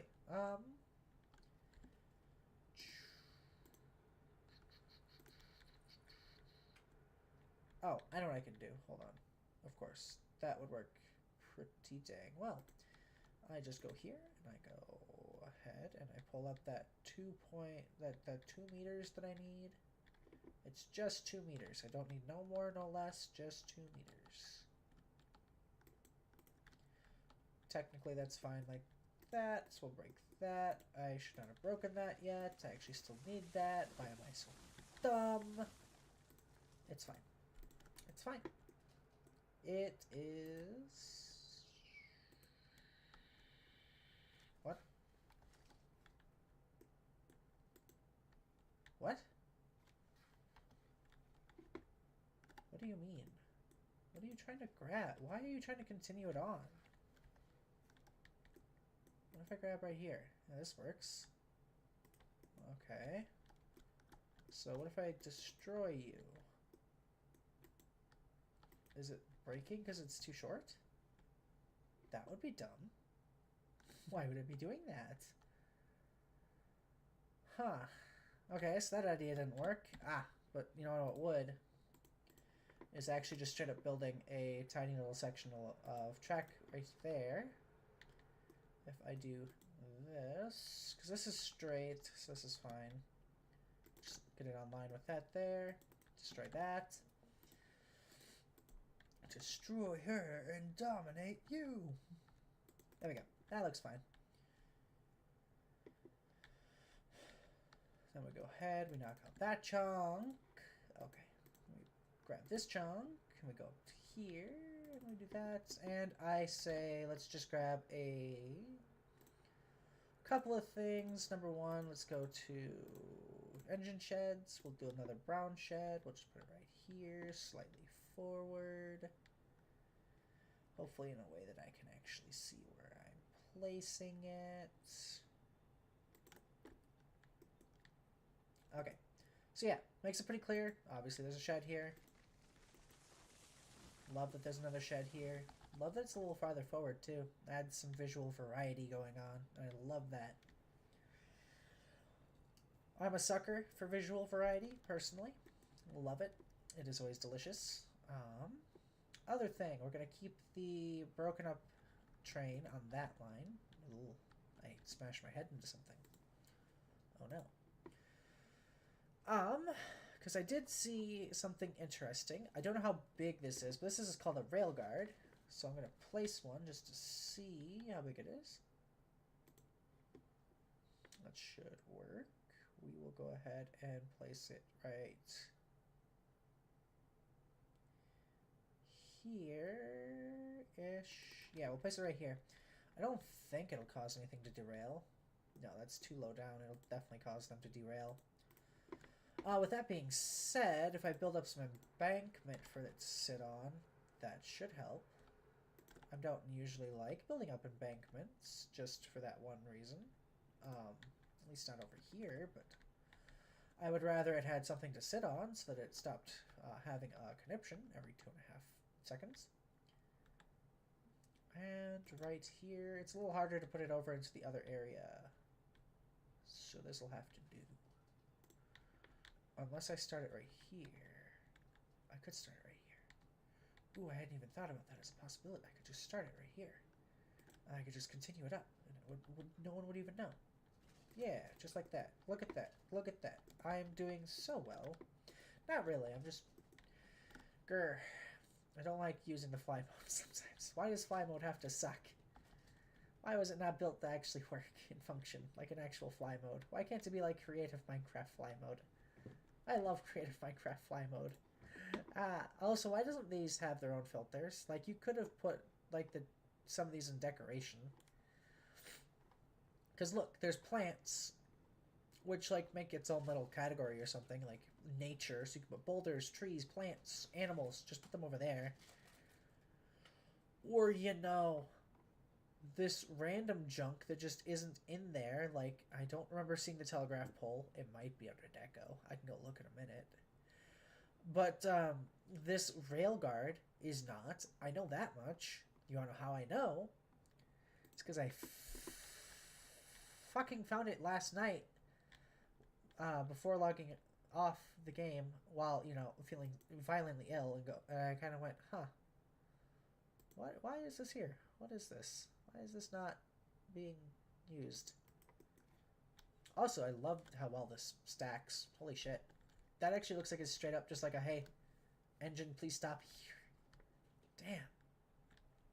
That is, I don't think it breaks off the sides even. No, it doesn't. Look at that. Holy shit, that is awesome. I don't think an engine will derail running into that. I can go grab Percival and test. No, I can't. Percival is indisposed at the bottom of the mountain with no steam and no fire and no boiler pressure. Damn it. Also, I really like that. Just might be my new way of closing off these back areas and building fences, because that looks so fucking cool. Like, I get it's supposed to be like a rail holder thing, but like, this is cool.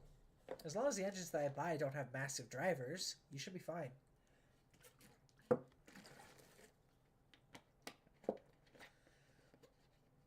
I bet you could build some cool looking jail cells with this stuff.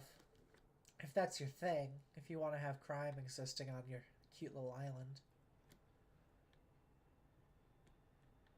Whoa. I love these buildings that are just pointless to climb up top of, but like, you can look down and like, it feels really cool too. Like, it makes sense to climb up the water towers. Because like, you can use the water towers to do water tower things, but like, I don't know, just being able to climb up this is infinitely more entertaining to me than anything else. Ah, just look at that. It's so pretty. Cute little engine sheds, ready for their new little engines to be housed in them eventually. The area is technically set up for work. Give me 1 second. Let me fix this. Wrong way. We gotta go clockwise. Let's go clockwise. We'll be there eventually. At least this turntable is faster than the one at the iron mine. The iron mine turntable is slow as shit. It's painfully slow at the iron mine. Do not go to the iron mine if you were expecting fast. It's not fast. It's painfully slow. It's like average at best. Okay, that looks pretty good. Okay, so we go back this way for a while. Like I said, the idea is to have like a yard or something going this way. Not even necessarily a yard, just like somewhere for engines to go if they have to. I'm gonna get rid of this though, because I don't like that there. I've decided that this is not gonna be the yard space over here. Which sucks, because it would have been a kind of interesting yard to have on a cliff face, but I don't want to risk accidentally shoving my wagons off. Over there can just be like houses or buildings, a couple more of them. Because there are some down in town, but having 1 or 2 of them up top here also makes sense. At least in my opinion. Maybe it really doesn't, but you know. Whatever. Something else that I might do is actually extend these out a little bit. Let's do that while I'm here. That would look kind of cool. That would look very, very cool. So I go out by, we'll do 5.5. It's kind of my preferred unit of measure. We do a lovely old switch point here. Another switch point. Technically speaking, I could have that go straight for a little bit. Did that not make that any bigger? It did. It just... Oh, I see. I was like, why does this not feel like it's any bigger? What? It's like, oh, right. I suppose it probably wouldn't feel any bigger. Because it's running into its old line. Okay, and then 5.5 here.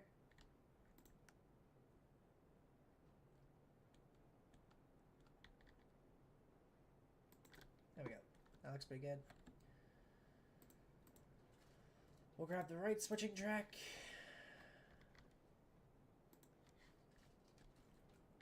We'll, attach it there. Destroy that. Yeah, that does make it a lot bigger, so loading and unloading should be a little bit easier, I think. Maybe? I don't know. Probably. I mean, I do have a rule of sorts that's like no bigger than like 4 or 5% on my loading and unloading, but it should be fine. I wonder if I can actually make this part of this switching in part, because that would be really cool. You'd have a small switch here too, still, just so you can, switch back around in the yard if you have to. But like, I don't know. I think that'd be kind of interesting to see.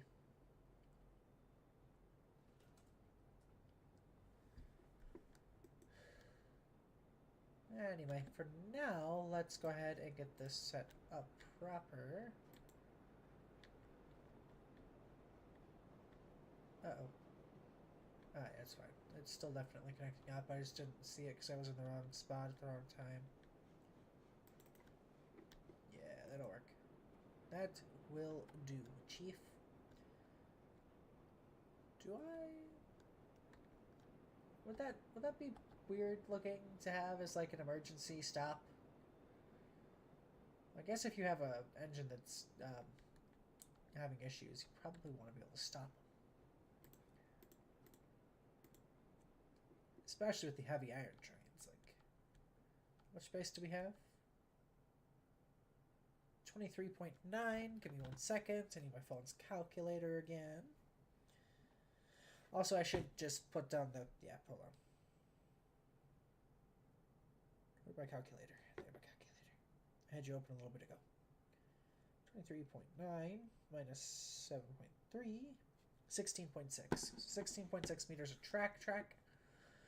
23.9% of the embankment, though, total.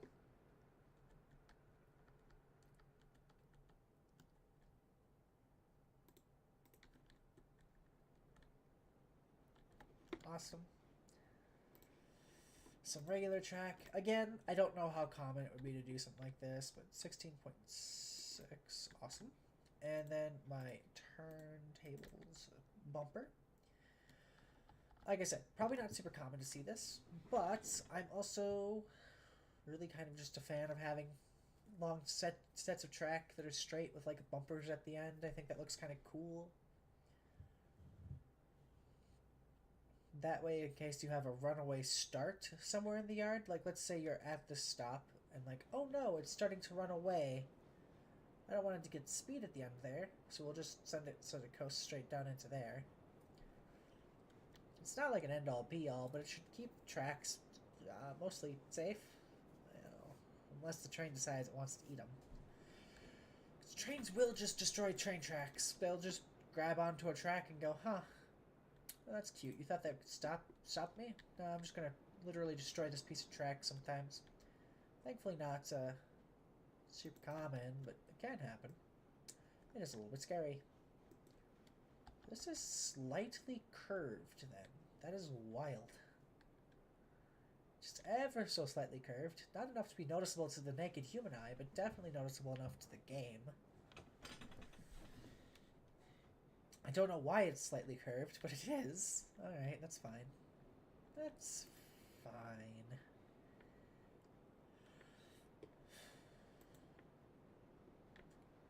There, that way it'll hopefully almost always just go to the correct set of points.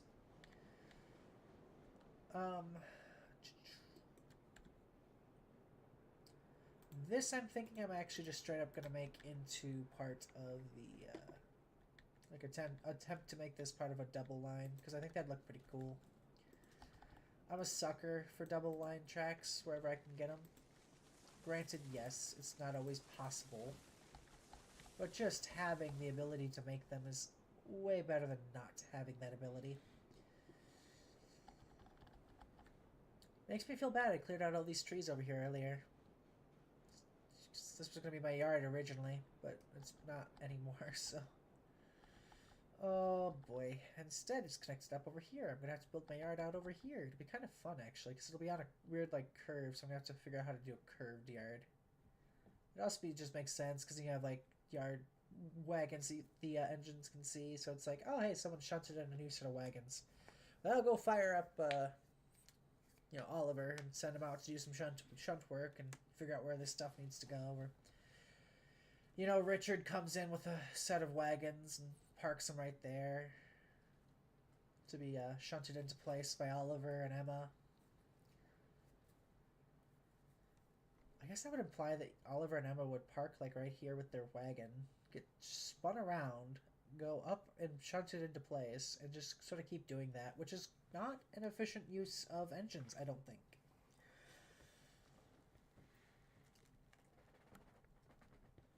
Maybe it is, though.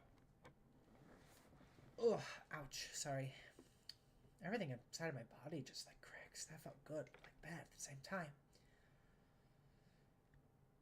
Anyway, area is actually really cool looking. I like it. I'm having fun with this. I hope everyone's having fun watching this.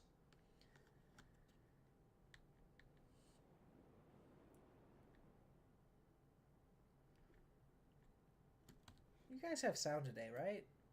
I'm still paranoid that you guys don't after the last time I did this. That you just didn't have sound. Stop opening the fucking wiki.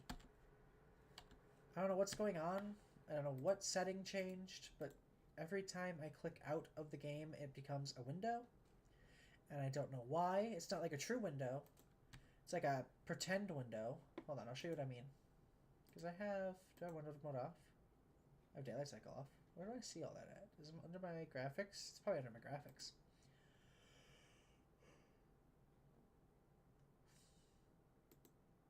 There. Let's try that. See if that fixes it.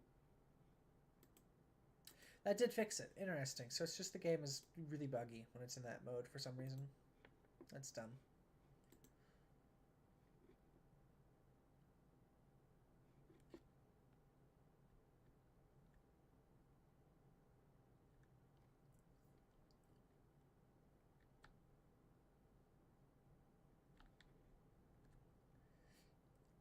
Wow.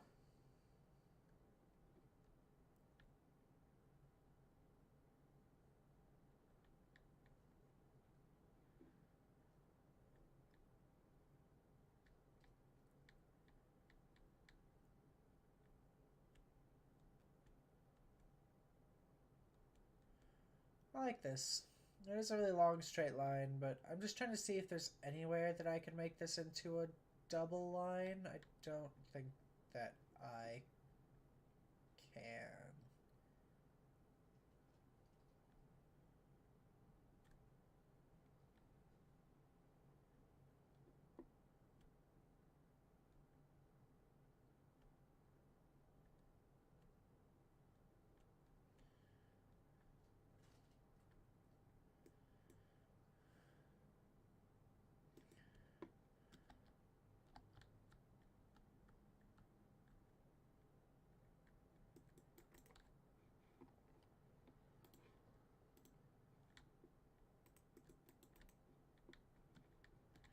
Okay, so let's just delete this for now and fix this up. So I have a lot of track that just doesn't make any sense. It's very weird.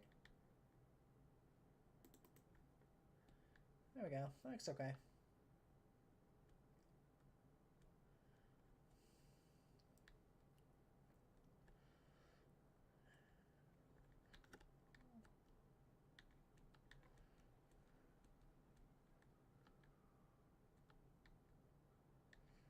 Yeah, we're gonna do this as a double check. I'm hoping for a ways back. Like, back here could work, because this is a double track back here, but then it swapped off of being double. Actually, why did I swap it from being double? It could be double from here onward. I think that'd look good.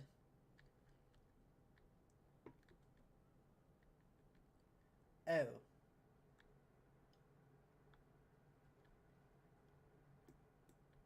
Um...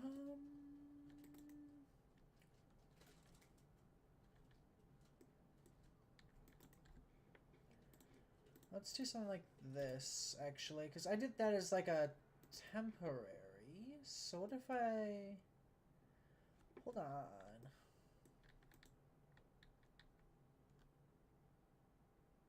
Because, yeah, that would actually work. Yeah, I think that's what we're going to do.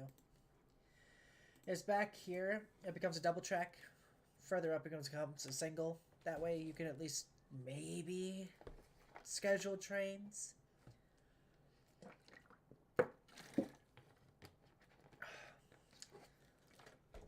That way maybe you can schedule trains to do train things.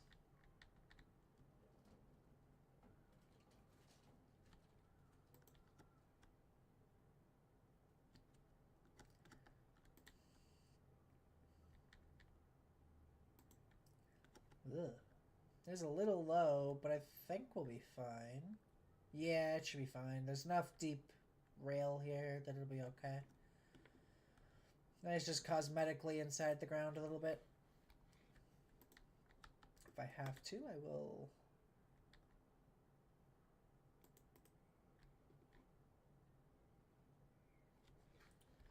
Yeah, technically, hold on. Let me just... Over here, at least, anyway, because it's a slightly different build. Let's go ahead and see what happens if I cast a spell that I don't know what'll happen. Ha ha ha. Ha ha ha. He got you. Fuck you. No, you. No.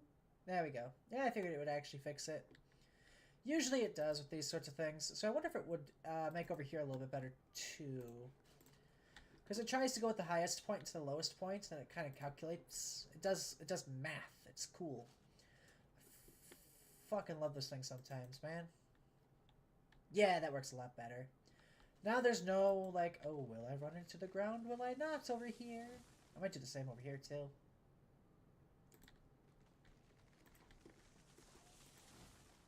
Yeah, we'll do the same over here, too. Because it'll give me more space to hopefully not run aground. Run ashore, as Salty would say. Yeah, that looks pretty good, actually, right there. Because railroad tracks, believe it or not, do not like going into the ground. Railroads kind of like having rails to keep running on. Please? Please. Thank you. I don't know why it was working. It was just like, nope, nope, nope, fuck you, I'm not doing that. And it's like, please. Please. Oh, alright, I'm flying. I forgot about that. So I just start drifting. I'm like, what? Why? Oh, right. Damn it.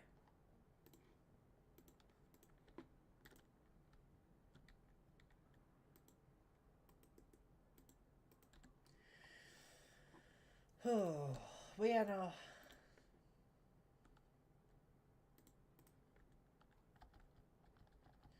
That's good. That implies that I may actually be able to have a double line going the entire way up. Well, not the entire way. Obviously, like I said, it's from this little, like, refuel water station all the way up. So this is, like, the midway point. Because could I maybe have this start somewhere along here as a full single track? Maybe. I'm trying to see. No, I don't think I can, because it's immediately climbing from here to here.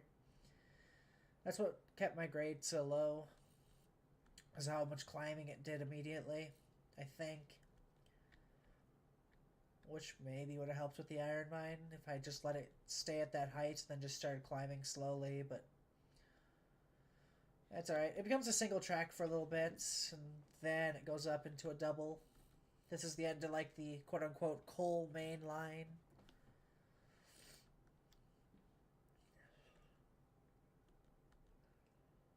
But, yeah. So let's keep doing this. I actually kind of like doing it this way better.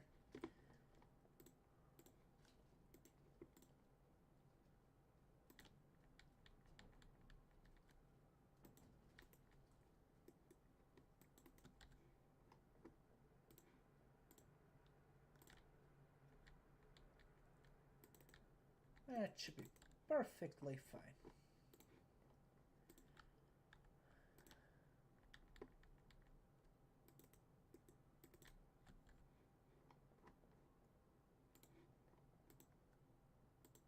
Damn it.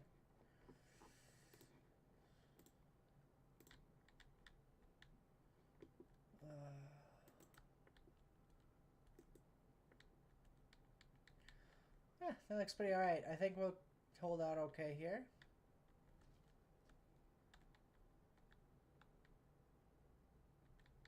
Yeah, this should hold up pretty damn good.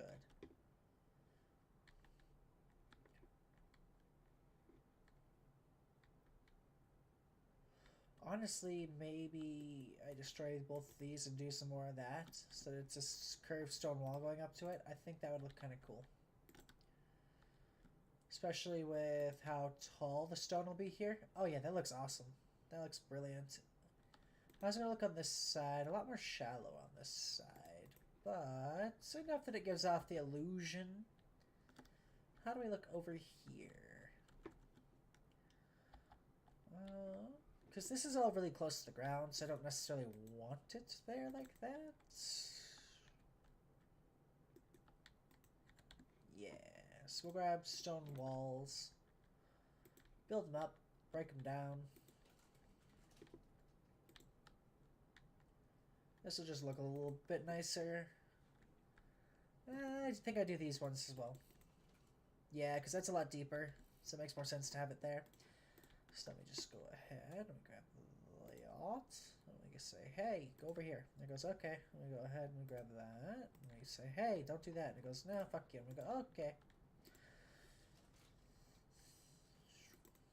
There we go.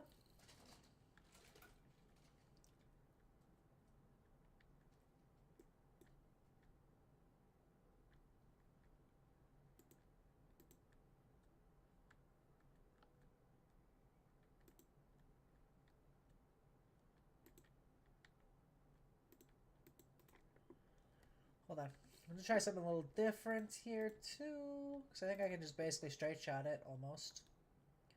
Might look a touch strange. But I'd rather it be a tad strange than very stupid. And it was very stupid looking because it had a weird little hump. It still kind of has a hump in that section over there, but that's a lot better.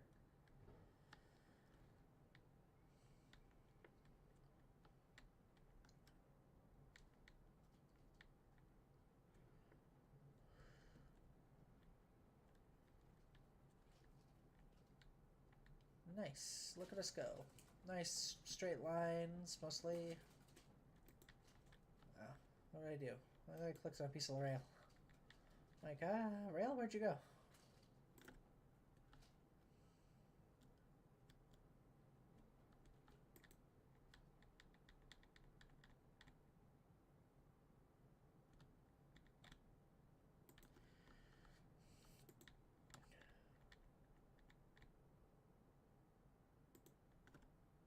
We'll build this for now, just leave it like this. We'll put in the actual proper one in a minute.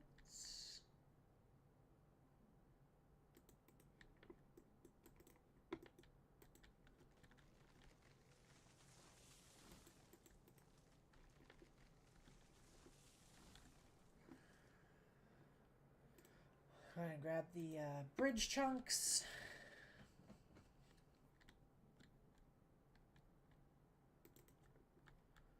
Yeah, there we go. I like that. It looks kind of cool. How do I feel about this? Not great.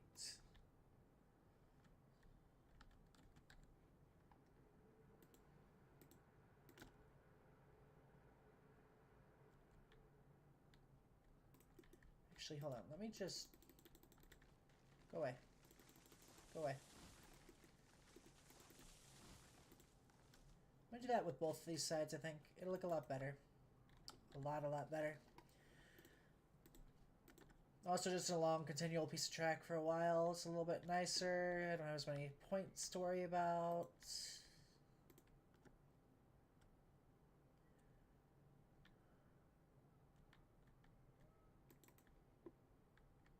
There we go.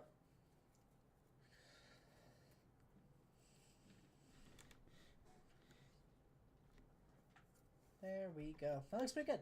I like that.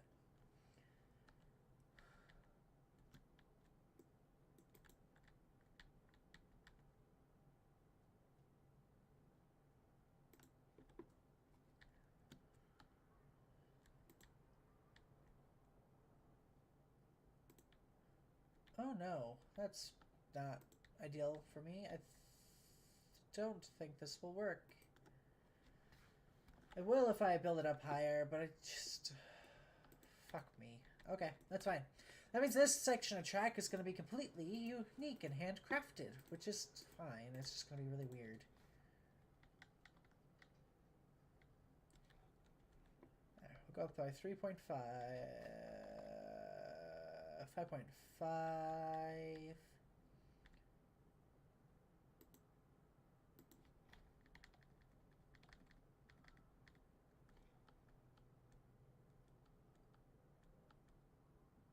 5.5. That will work. Go ahead and grab the wall with rails. We'll build it like that.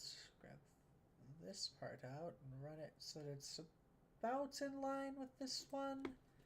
There we go.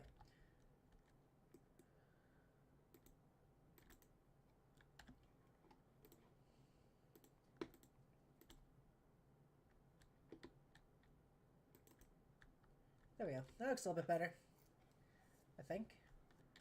Can I break this? What happens when I break this? I can't break this because it's all... Oh, this is not one solid unit yet. Oh, fuck yes. Hold on. That means that, technically speaking, I can make it so that from there to here is the... Yeah. That's what I'm going to do with this chunk of line. The other chunk of line will be converted into one solid piece. Yeah, that'll be fine.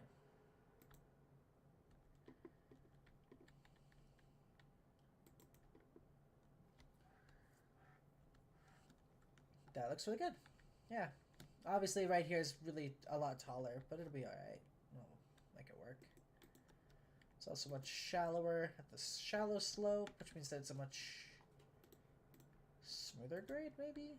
I don't know. It's still grade, but we'll see how it goes. Wow, yeah, that looks pretty good. Trains should climb that no problem. It's just that this side had to go up a little bit farther. Guess that means that this should probably be stone too, huh?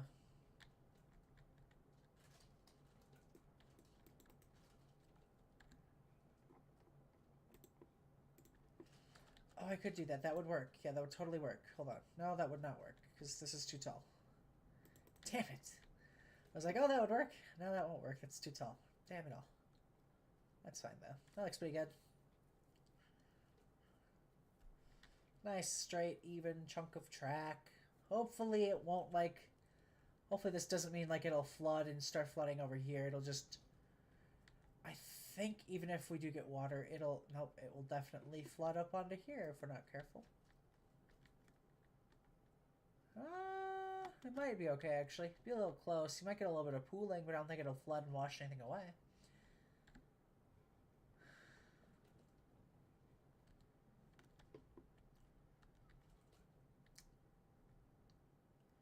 Just trying to see when the next chunk of track can be... Okay, like right there. Yeah. Okay, so can I build a... Yes, I can. So that's one of my lovely little switch points right here, because those two... We just go ahead. This is just a temporary switch. I'm not going to keep it here. Wouldn't work in the slightest anyway. Like I said, this is just for my eyes only. That way I can tell...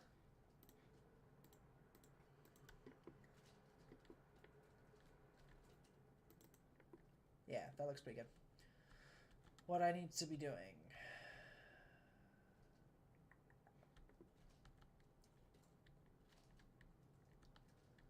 Because I think I can... Yeah, I can build a bridge right here. That's fine. We'll see how well the bridge looks, but it's fine. This one's probably going to be a little taller. Yeah, this one's gonna be taller because it's just that way this train can't accidentally bump off and fall on onto that train. Hopefully, we'll see. I've never actually built at differing elevations like this. I kind of like it. It's kind of neat. Just weird stuff you don't do a lot, you know. Let's grab the stone walls and destroy these ones. Say hello, stone. Let's actually grab, while we're here, just so that I can, we'll grab this and pull it so that it looks like it's in line to that.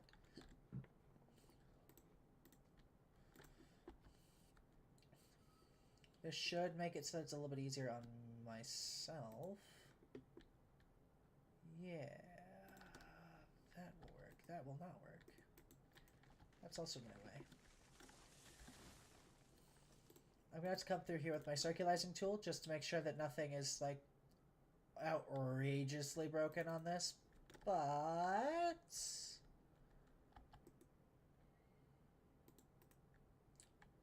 I think that'll be fine.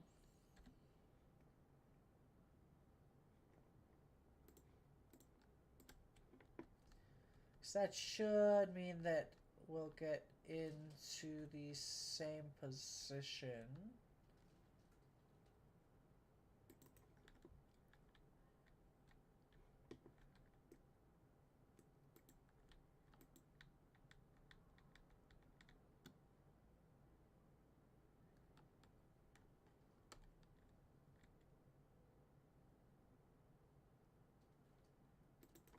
Okay. Go ahead and break that down. I'll go ahead and grab out some of my dirt, because I do like the dirt look on my tracks, even if it's kind of stupid. There we go. Looks like the fill is here, which is kind of nice. Maybe? I don't necessarily think that... Oh, I will be derailed right there, I think. No, that looks like it's flat enough.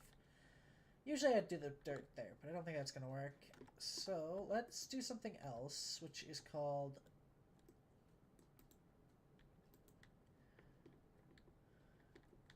grabbing this, grabbing that, smashing that out. You'll see what I'm doing here in a second, I hope. Theoretically, everyone will see what I'm doing here in a moment.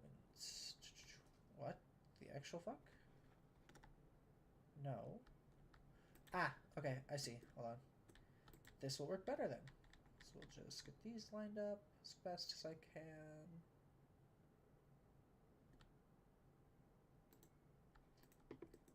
It's hard to line up a curve onto a not curve, so this should be straight and flat. How far back can I go? Probably about that far. Yeah, that'll work better. That looks way better.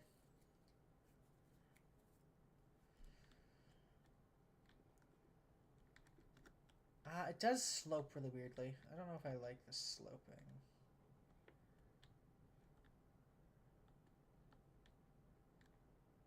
That's fine though. Just means there's a dip. Slow down fast moving trains.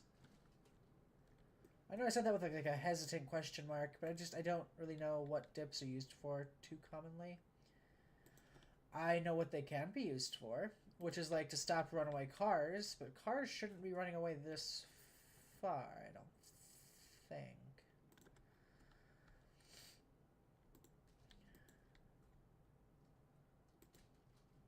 That looks really good, actually. I'm surprised that worked as well as it did. Figured we'd run into the ground, but we didn't, so...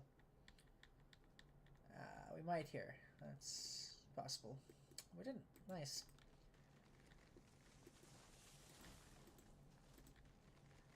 Means that the hill is a little bit steeper than I thought it was over here, which is good.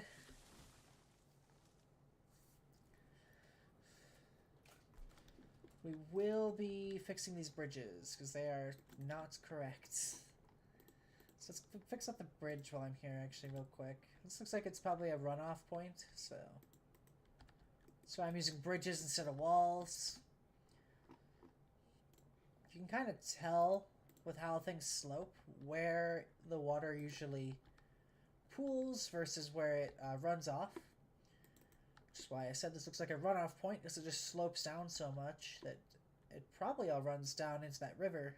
Like, it all formulates around this hill here, runs down into the river from the looks of things, but I could be wrong. Not a weather scientist.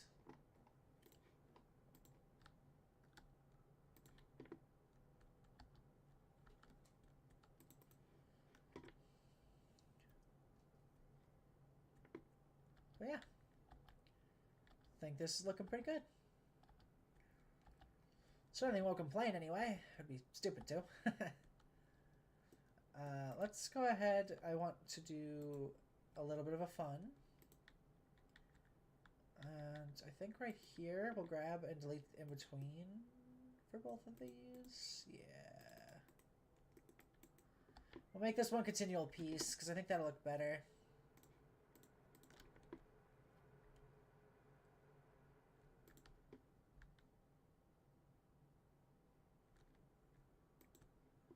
Yeah, that looks pretty good.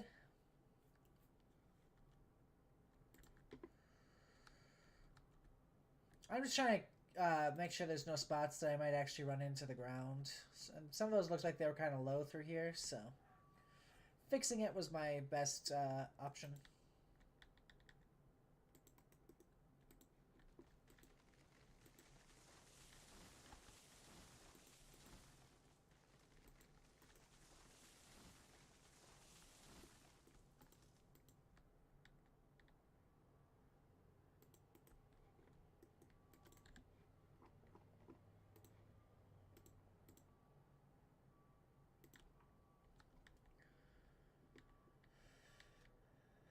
Build one of these. There we go.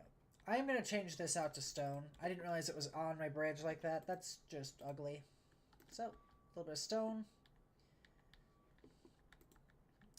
Also means that my stonework back here will for sure connect onto the bridge. Like I said, sometimes it's hard to tell with some of these corner pieces. They just don't look like they're going to connect into the track correctly. This looks like it'll probably be okay. It might be a little shimmy through here, but I can deal with a little shimmy. Way easier to line up a straight than it is to line up anything else. There we go.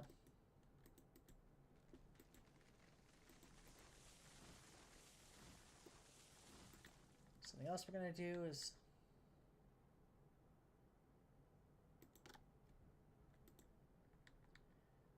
this. There we go. I think we're looking pretty good, honestly. I'm not going to complain too much. Would be silly of me to.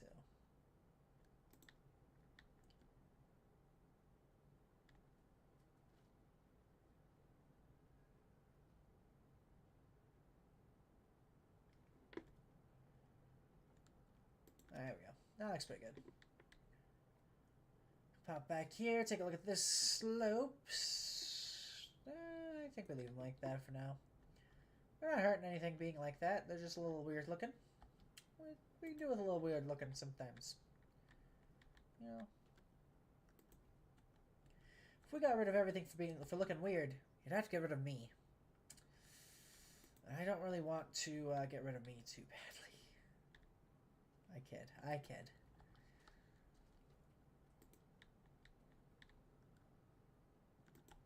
God, this trestle is insane. Oh God, it's 3 in the afternoon. Oh no. I don't know. It's fine.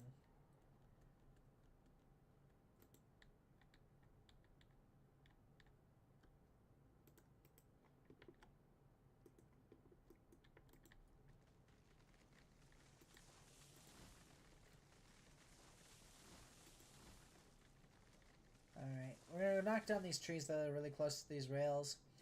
I don't really fancy myself going into a tree. I've done that before with the Heisler. That was wild. I didn't know you could do that with the Heisler.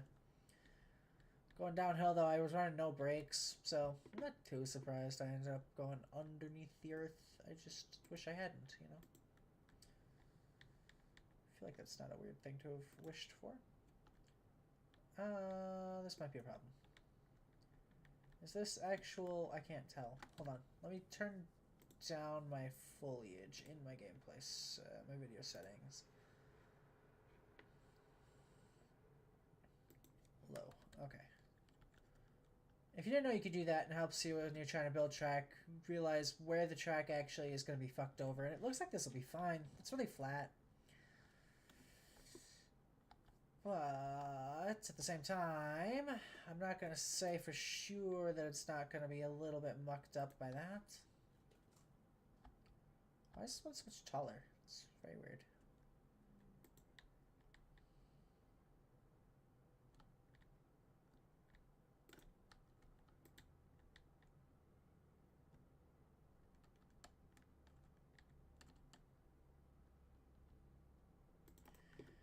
Tiny little lip, but that should be alright. I don't know what happened there, guys. I'm really sorry.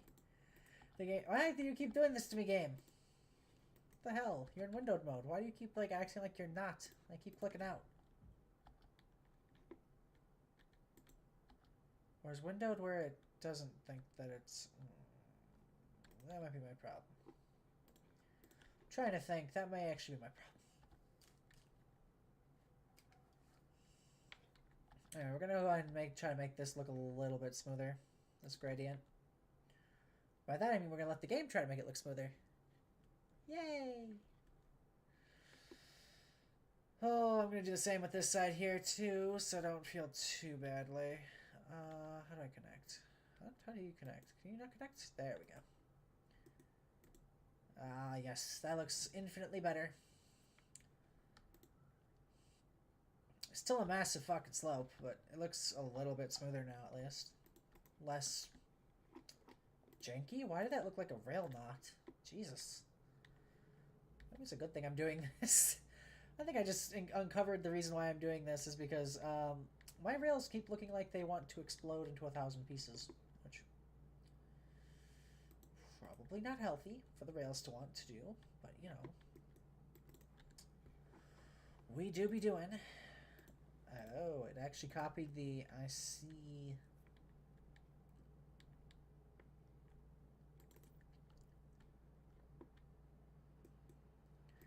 I see.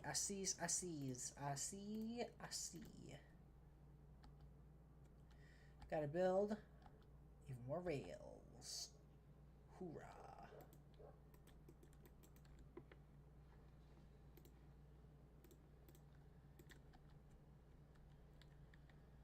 We will get all these rails into place, or I will explode. I don't really want to explode, so let's get the last of these bridge rails in place. No! I keep falling through the bridge. The bridge wants me to die. The bridge has become my mortal enemy. Bridge, why do you hate me? I thought we were friends, Bridge. Okay, but that's fine. Why do the jumps feel so light and feathery in this game? They just don't feel like you have any weight. Like, at the same time, you have too much weight. You just, like, scale over everything on accident, and, like, you don't have fucking weight until you do. It's so weird. Like, you should have to jump over the rail guides there, not walk over them. Let me out. Let me out. This is not a dance. I'm begging for help. I'm screaming for help. Please come let me out. Oh. Weird. They're different lengths. I guess because they're different heights.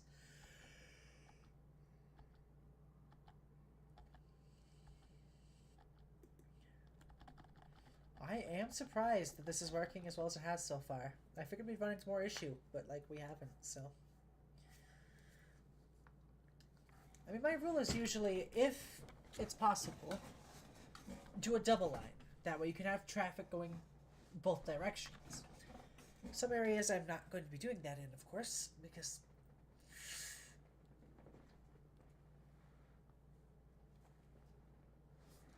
Ow.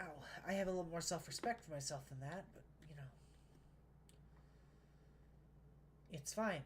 Oh, my brain. Why does my brain feel like I just... got kicked in the fucking head? Ain't that a kick in the head?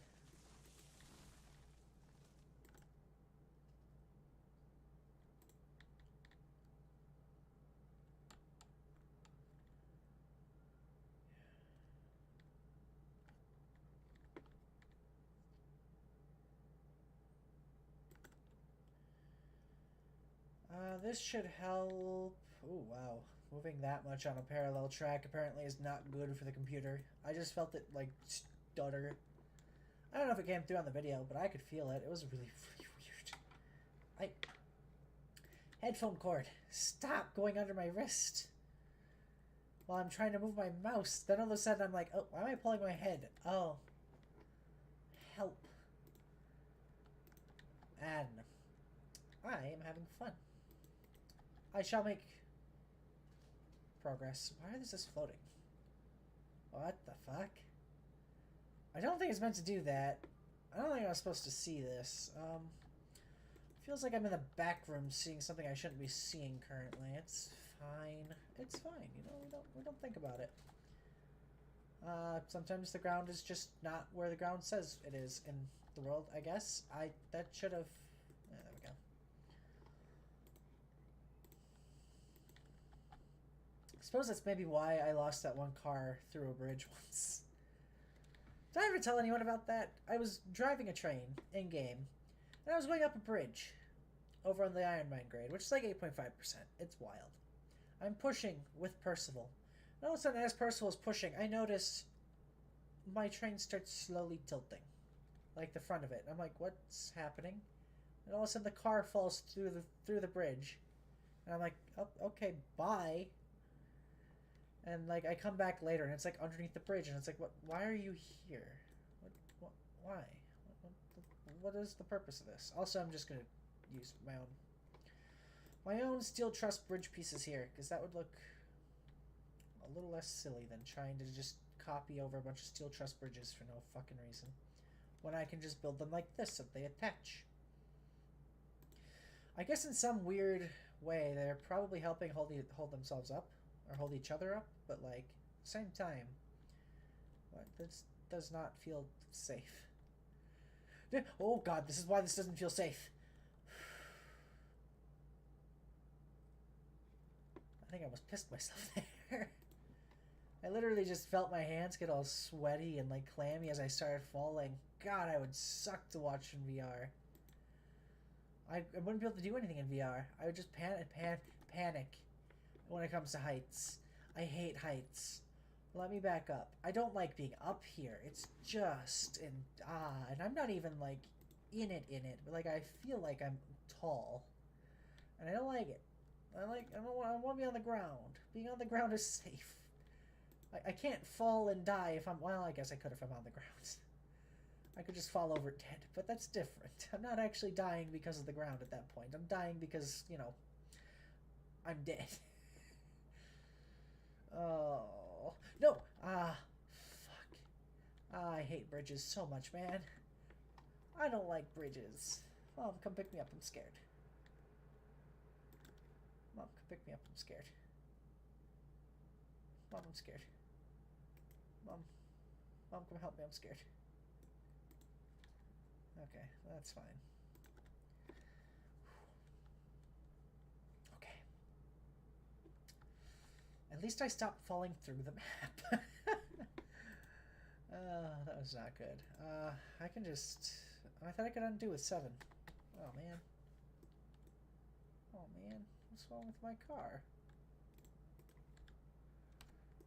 I still love that meme. Oh, what's this? We buy scrap cars? Oh, man. What's wrong with my car? Just sounds so genuinely distraught that somebody thought his car was garbage. Why did that look like there was a weird gap? Because there is a weird gap. Oh, but it's only from like certain angles. Ah, it's just because the wood slat. I see, okay. I was like, what's going on here? That's because it's a stone arch going into a wood slat with nothing underneath of it for some reason. Okay, that's fine. That is A-okay. Juicylicious even. I don't know what Juicylicious is, but like my brain like pulled it from somewhere. I'm gonna have to look that one up after stream. I have a feeling I know what it is, but I'm hoping I'm wrong. Oy vey. Alright. Fuck yeah, look at that. Double line all the way up to the, well, not all the way, all the way. Like I said, there's that one section that I just can't do anything about just because how it was built. But, like, unless I go through and rebuild it all again, which I could do. There's not much stopping me, but I'd rather do it this way. That way there's a nice, you know, up-down ramp. Should have engines be able to go while other engines are going now. I really like this area, though. It's so pretty. We'll put a couple houses up here on the edges, I think. Near the rail line, but not on it. Like the railway men work there or something. Or exist there. I really want to stand on that minecar. But I can't. Best I can do is this. Oh.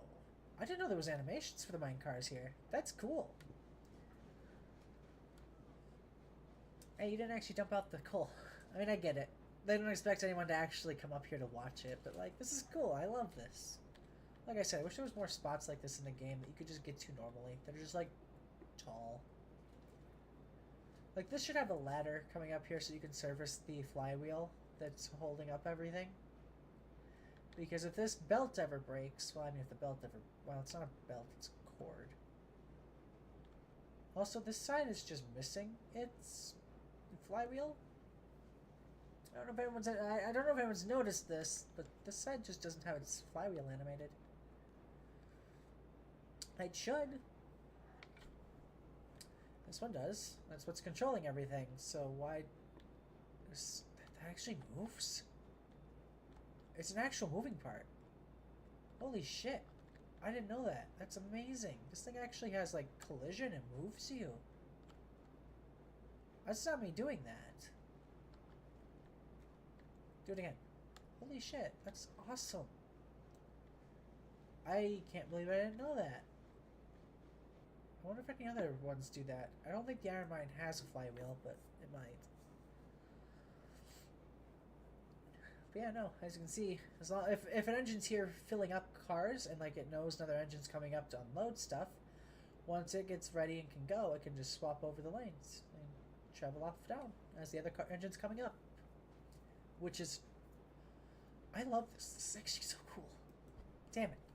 I hate that I keep falling in love with how I've designed this world. It looks so good and so strange and amazing. Also, I don't know if that town has electricity, technically, but it probably does. I will be back, though. I'm going to take a small pee break, and we'll continue going for probably another hour, maybe? It depends. It depends.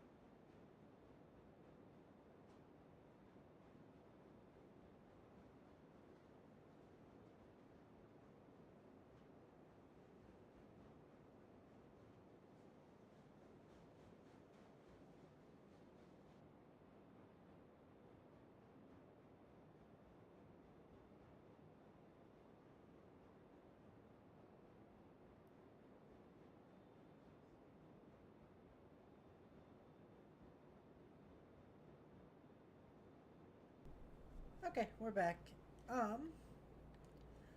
So, I guess I don't really have any trains up here that I can run check. I could try running Hazel up here, seeing how she does. Like with her coaches, as like a little test. That could be kind of fun. Yeah, that's what we'll do.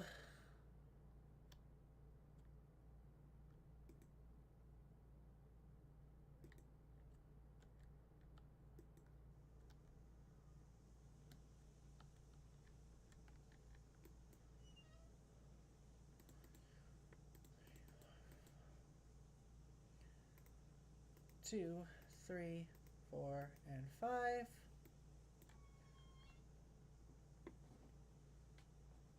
Okay, so we're just gonna sit here and let her heat back up. We'll see if she can get her coaches up here. If she can, then yeah, that's a good grade. It'll be fine. If she can't, it's probably still a good enough grade. I mean, we're gonna have much stronger engines going up there, so.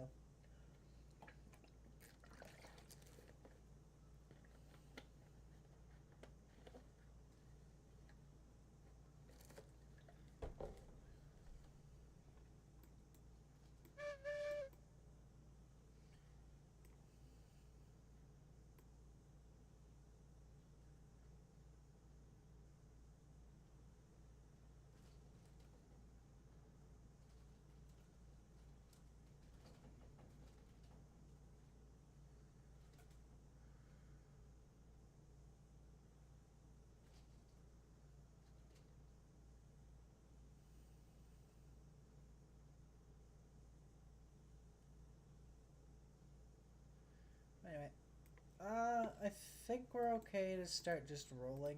Anyway, we're not gonna be because we're starting to make. We're gonna start making steam here soon. So even if I run out while we're just going along here, we'll be fine.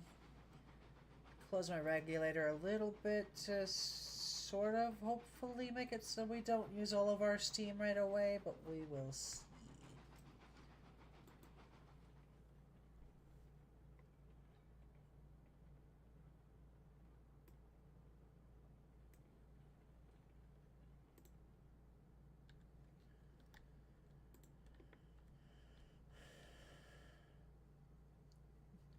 This looks like it might be a case of I'm going to run out of wood. Interesting. I don't know if we don't take wood from over here first. I kind of wish we did.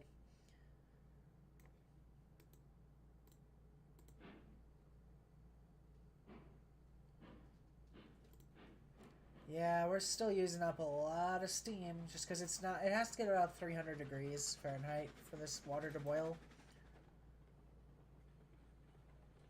There we go. Sorry, about 250, I guess.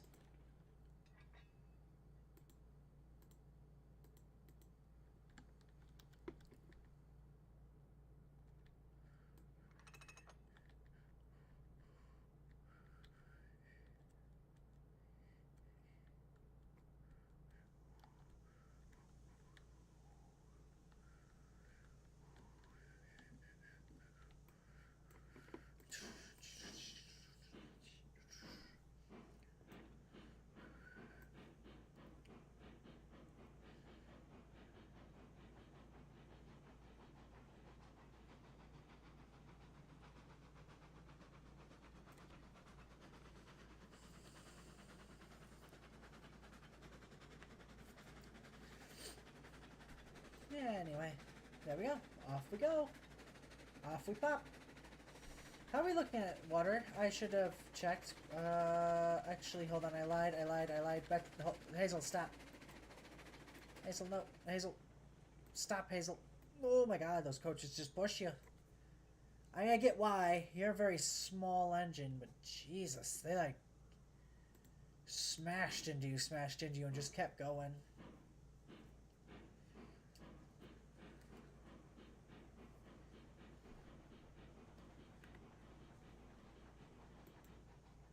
Wild. Absolutely wild. Just literally crashed into the bunker of the cab and like just kept shoving.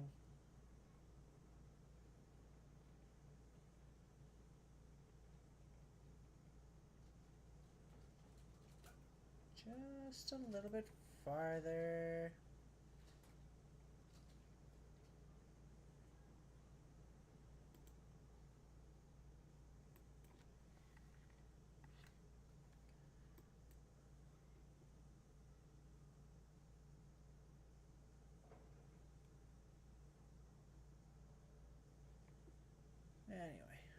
What the fuck is going on? Help? I just keep getting weird lag spikes. I don't know. It's probably because I'm still rendering a video in the background. Yeah. New video coming out, probably tomorrow. Hopefully. We'll see. We'll see. Let's get this open. I don't...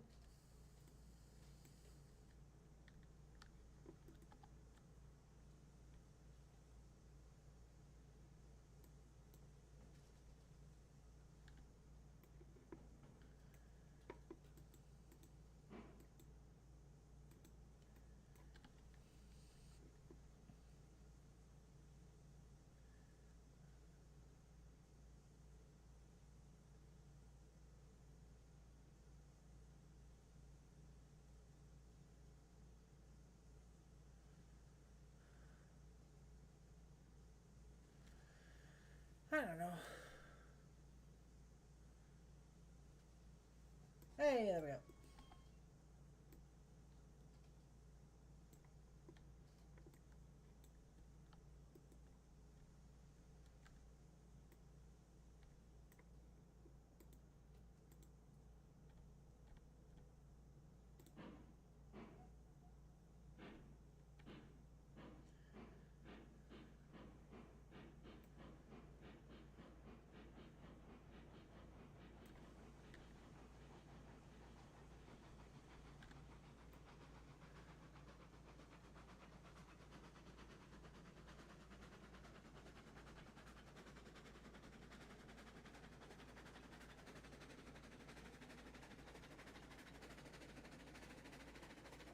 We're gonna have to change this size a bit too, I think.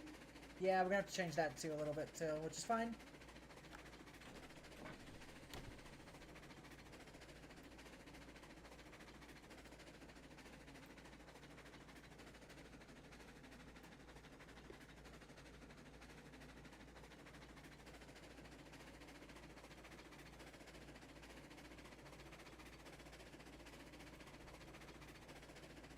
Anyway, we're just gonna keep going. See how we go. Because that's the other thing I want to do is put a double line through here, so that way Hazel has her own special line for, you know, doing her Hazel work. Doing a cute little engine. They feel like they're dragging. They also feel like they don't stop. So I don't know if one of them came slightly off alignment or what. Could also just be because of the corners. That is true. I hadn't thought about the corners. But I did in that moment. But I hadn't thought about it while I was saying they feel like they're dragging. Honestly, it was probably just the corners.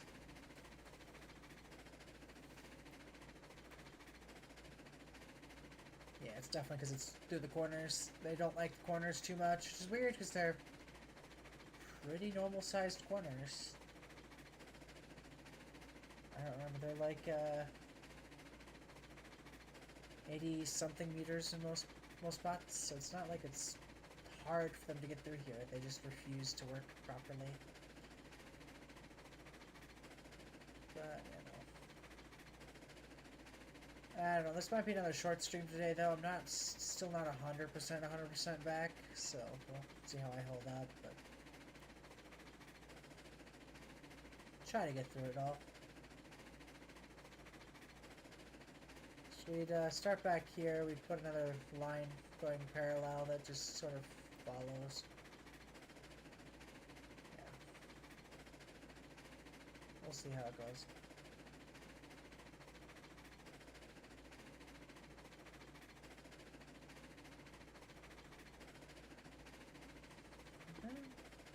I could probably put it back here, actually. That'd probably look better if I did. Yeah, we put it back here on this straight, so that way it can curve out and around, and Hayes can have her own bridge over and everything else. So it'll be fine. It'll be fine. It'll be fine.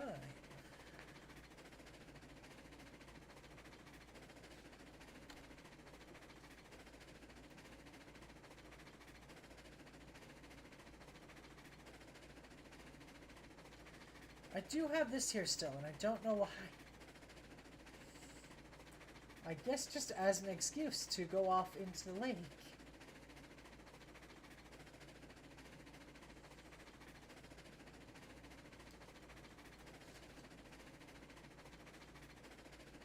do kind of like some of those spots, though. Just like where you have like a random spot where you're gonna drop off into a lake. It's kind of fun. It feels really, really mean to do to the engines, but it's so fun. Oh boy.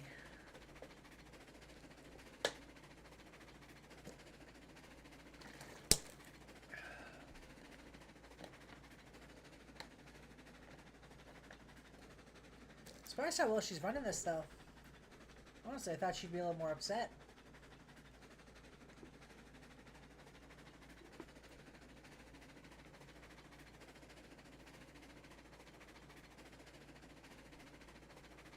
Small little hump that she goes up and over.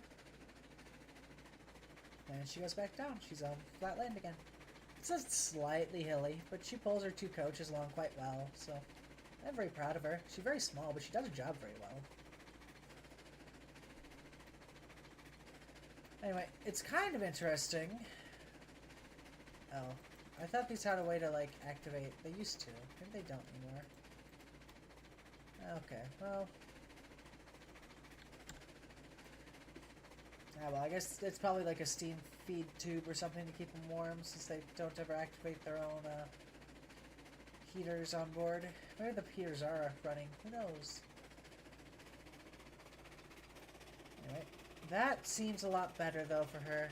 She didn't get all weird and wobbly through, like, 100 corners there. She's going quite quick, but it's alright. There's that little lip there that should help catch her. Maybe not. Uh-oh. There we go. Knock her back down to her normal speed. Yeah, everyone seems a lot happier on that corner. Mostly. Still slightly not great, but it's a lot better than it was. Why do you keep picking up so much speed, Hazel? Stop. Stop. You don't have to go that fast. It's just a normal passenger train. It's not an emergency. You don't have to go full barrel sending it downhill. She just doesn't listen, does she? This is another section where it's a little bit rough. We'll go in and circulate a lot of this that's new track. I think we'll be okay to just full barrel it into the bridge over here. Yeah, we'll be fine. Hazel can do it. Ooh. Why did did you guys see the coach there try to like jump up? Why? That's so weird. It's a normal downhill. How's it gonna handle this curve? Pretty good. Pretty good. I mean, slight bit of weird kilter on the back, but nothing bad. Just shoving right through. She is slowing down though too, which is helpful. Like I said though, the goal is to see if she can get uphill or not. Hopefully she'll have enough water. It takes, what, 200? About 100? We'll see. I think she consumed quite a bit on her way over here already. But she was going quite fast. She was using a lot more steam. She's also using a lot of steam because she's pulling a heavy train. Something that she's not really meant to do. She's a little tiny yard goat that's running this massive train, which is quite fun, actually. I like it. But if she can get her coaches up there, then most trains she'll be able to get the heavy trains up there, because this is heavy for her. I think. I mean, technically it's probably pretty light. Maybe. We'll put the mail car on there at some point, like I said, and then we'll see. So it'll be mail car, passenger car, just to make shunting a bit easy. Well, actually mail car could be at the very end. No, it can't be, because end car there is... Yeah, so.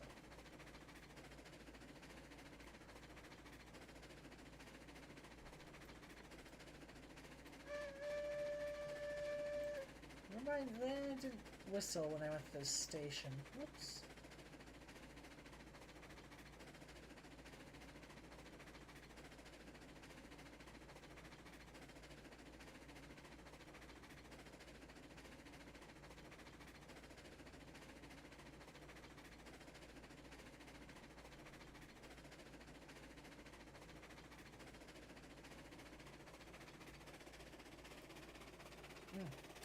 Yes, it's good driving. Let's see what the see what a passenger sees by looking. Actually, it's not bad. This looks really fun. I'd love to ride on a train like this. Holy shit, that's awesome.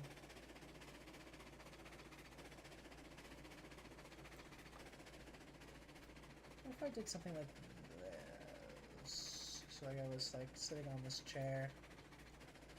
Yeah, looks kind of cool actually. Let's just do this though for now. Shutting off her steam because I should be coming up on the point. No, I'm not. I'm just gonna need more steam to get up that hill. So there is a slight hill there. No, there's not. I lied. It looks like there was a hill. I don't remember how I built some of this line. Why does it look like it just comes to an end? It doesn't. It's just because the bridge is weird. Okay. Oh yeah, that's why this all looks so weird. I'm like, why does the ground look so... Alright, I don't have my... my stuff on. That's right. It's gonna look strange. Honestly, though, she's doing really well. I'm very proud of her. She is my test engine for a lot of this, because she's pushing, well, pulling coaches. She'll be pushing in a second here, though. So we're gonna shut this off. That way we can get the... That way we can get everything set up in a second here. Alright, let me out.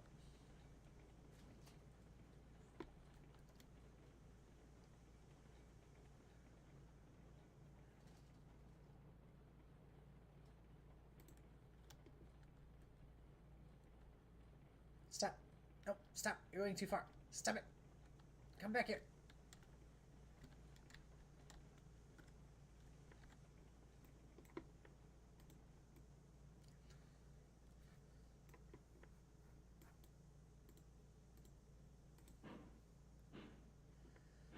Might have to go 100% on most of it, but that's fine. We'll see how she handles.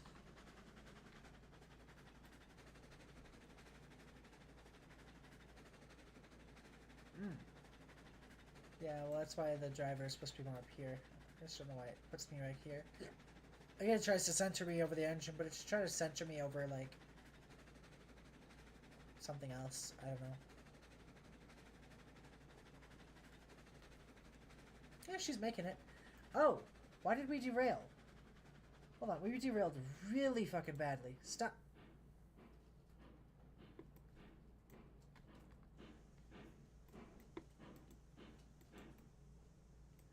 What happened? Hold on, go back forward. If you can, anyway, pull Mabel. Pull Mabel. Uh-oh, Mabel's stuck too. Well, this is why we test these things. So what happened? What did I hit? Something to do with that, maybe? I don't know what I would have hit to cause the derailment. That's actually bizarre. I mean, it's fine. We'll get everyone back onto the rails. We'll get everyone sorted out. But it is very weird that that happened.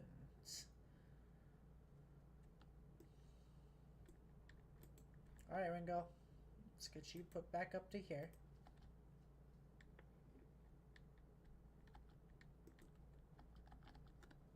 Is Mabel still stuck weirdly? Yeah, Mabel's like half off the... So Ringo's gonna have to go further up. That's unfortunate. Ringo, stay there. Thank you, buddy. Same with you, Mabel.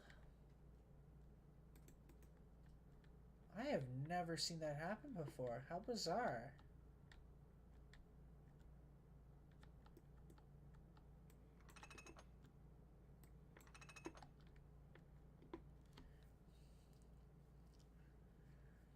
Well, we'll see. I think I just hit a kink in the rail or something that I just didn't see. That was bizarre. Oh, we tried to grab.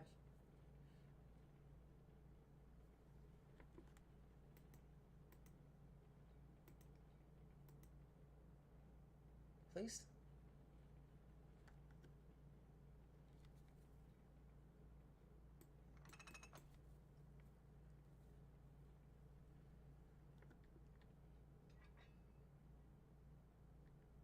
Why are you pushing Hazel?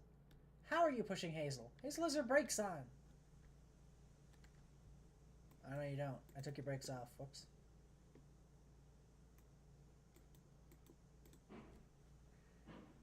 Starting on a slight hill for her, but she's fine. She's got this. She's a big, strong engine. I mean, a little strong engine, but still a strong engine. That makes me really nervous for any track that I've got that double junk on. It's not the first time that's happened either with the double bridge stuff. So I'm just going to go up here and delete some of the extra bridge stuff, because clearly the game doesn't like it when I have it. I know this was meant to be like my test to make sure that everything works, that she can get up and down from spots. But if she can't even drive over the bridges to test, then it's not really a test, is it?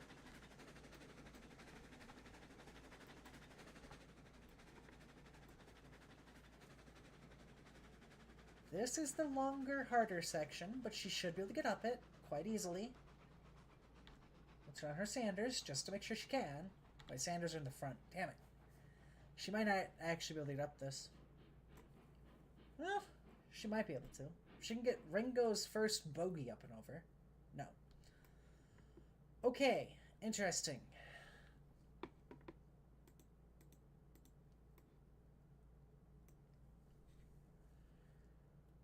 Yeah. Interesting. So she cannot. But she is stuck somehow. Huh. There we go. She was just geared weirdly there. Well, that sucks. Damn.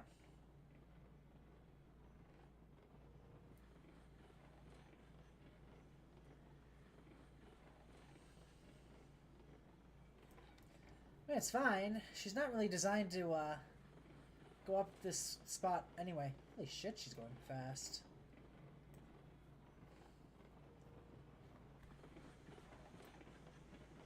Hazel, brakes! No! Hazel, please, we're going to crash! Yay! There we go. And hard brakes on. Brakes hard on, baby.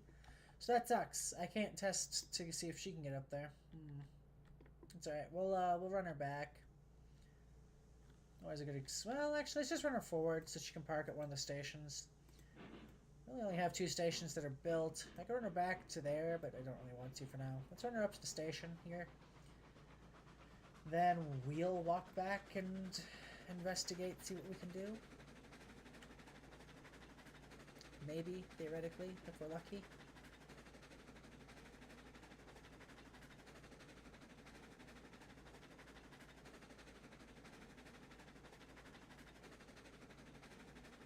Maybe if we are lucky.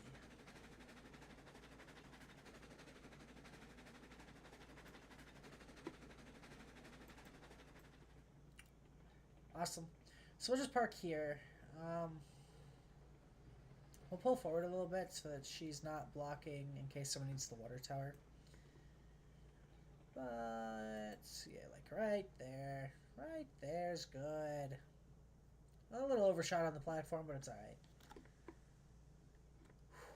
I probably am going to have to call it here, though. I'm still just not doing super great. I mean, I feel better, but I am exhausted right now. So, hopefully you'll have a good time. Hopefully. Well, I'll be seeing y'all in the next one, though. Bye-bye.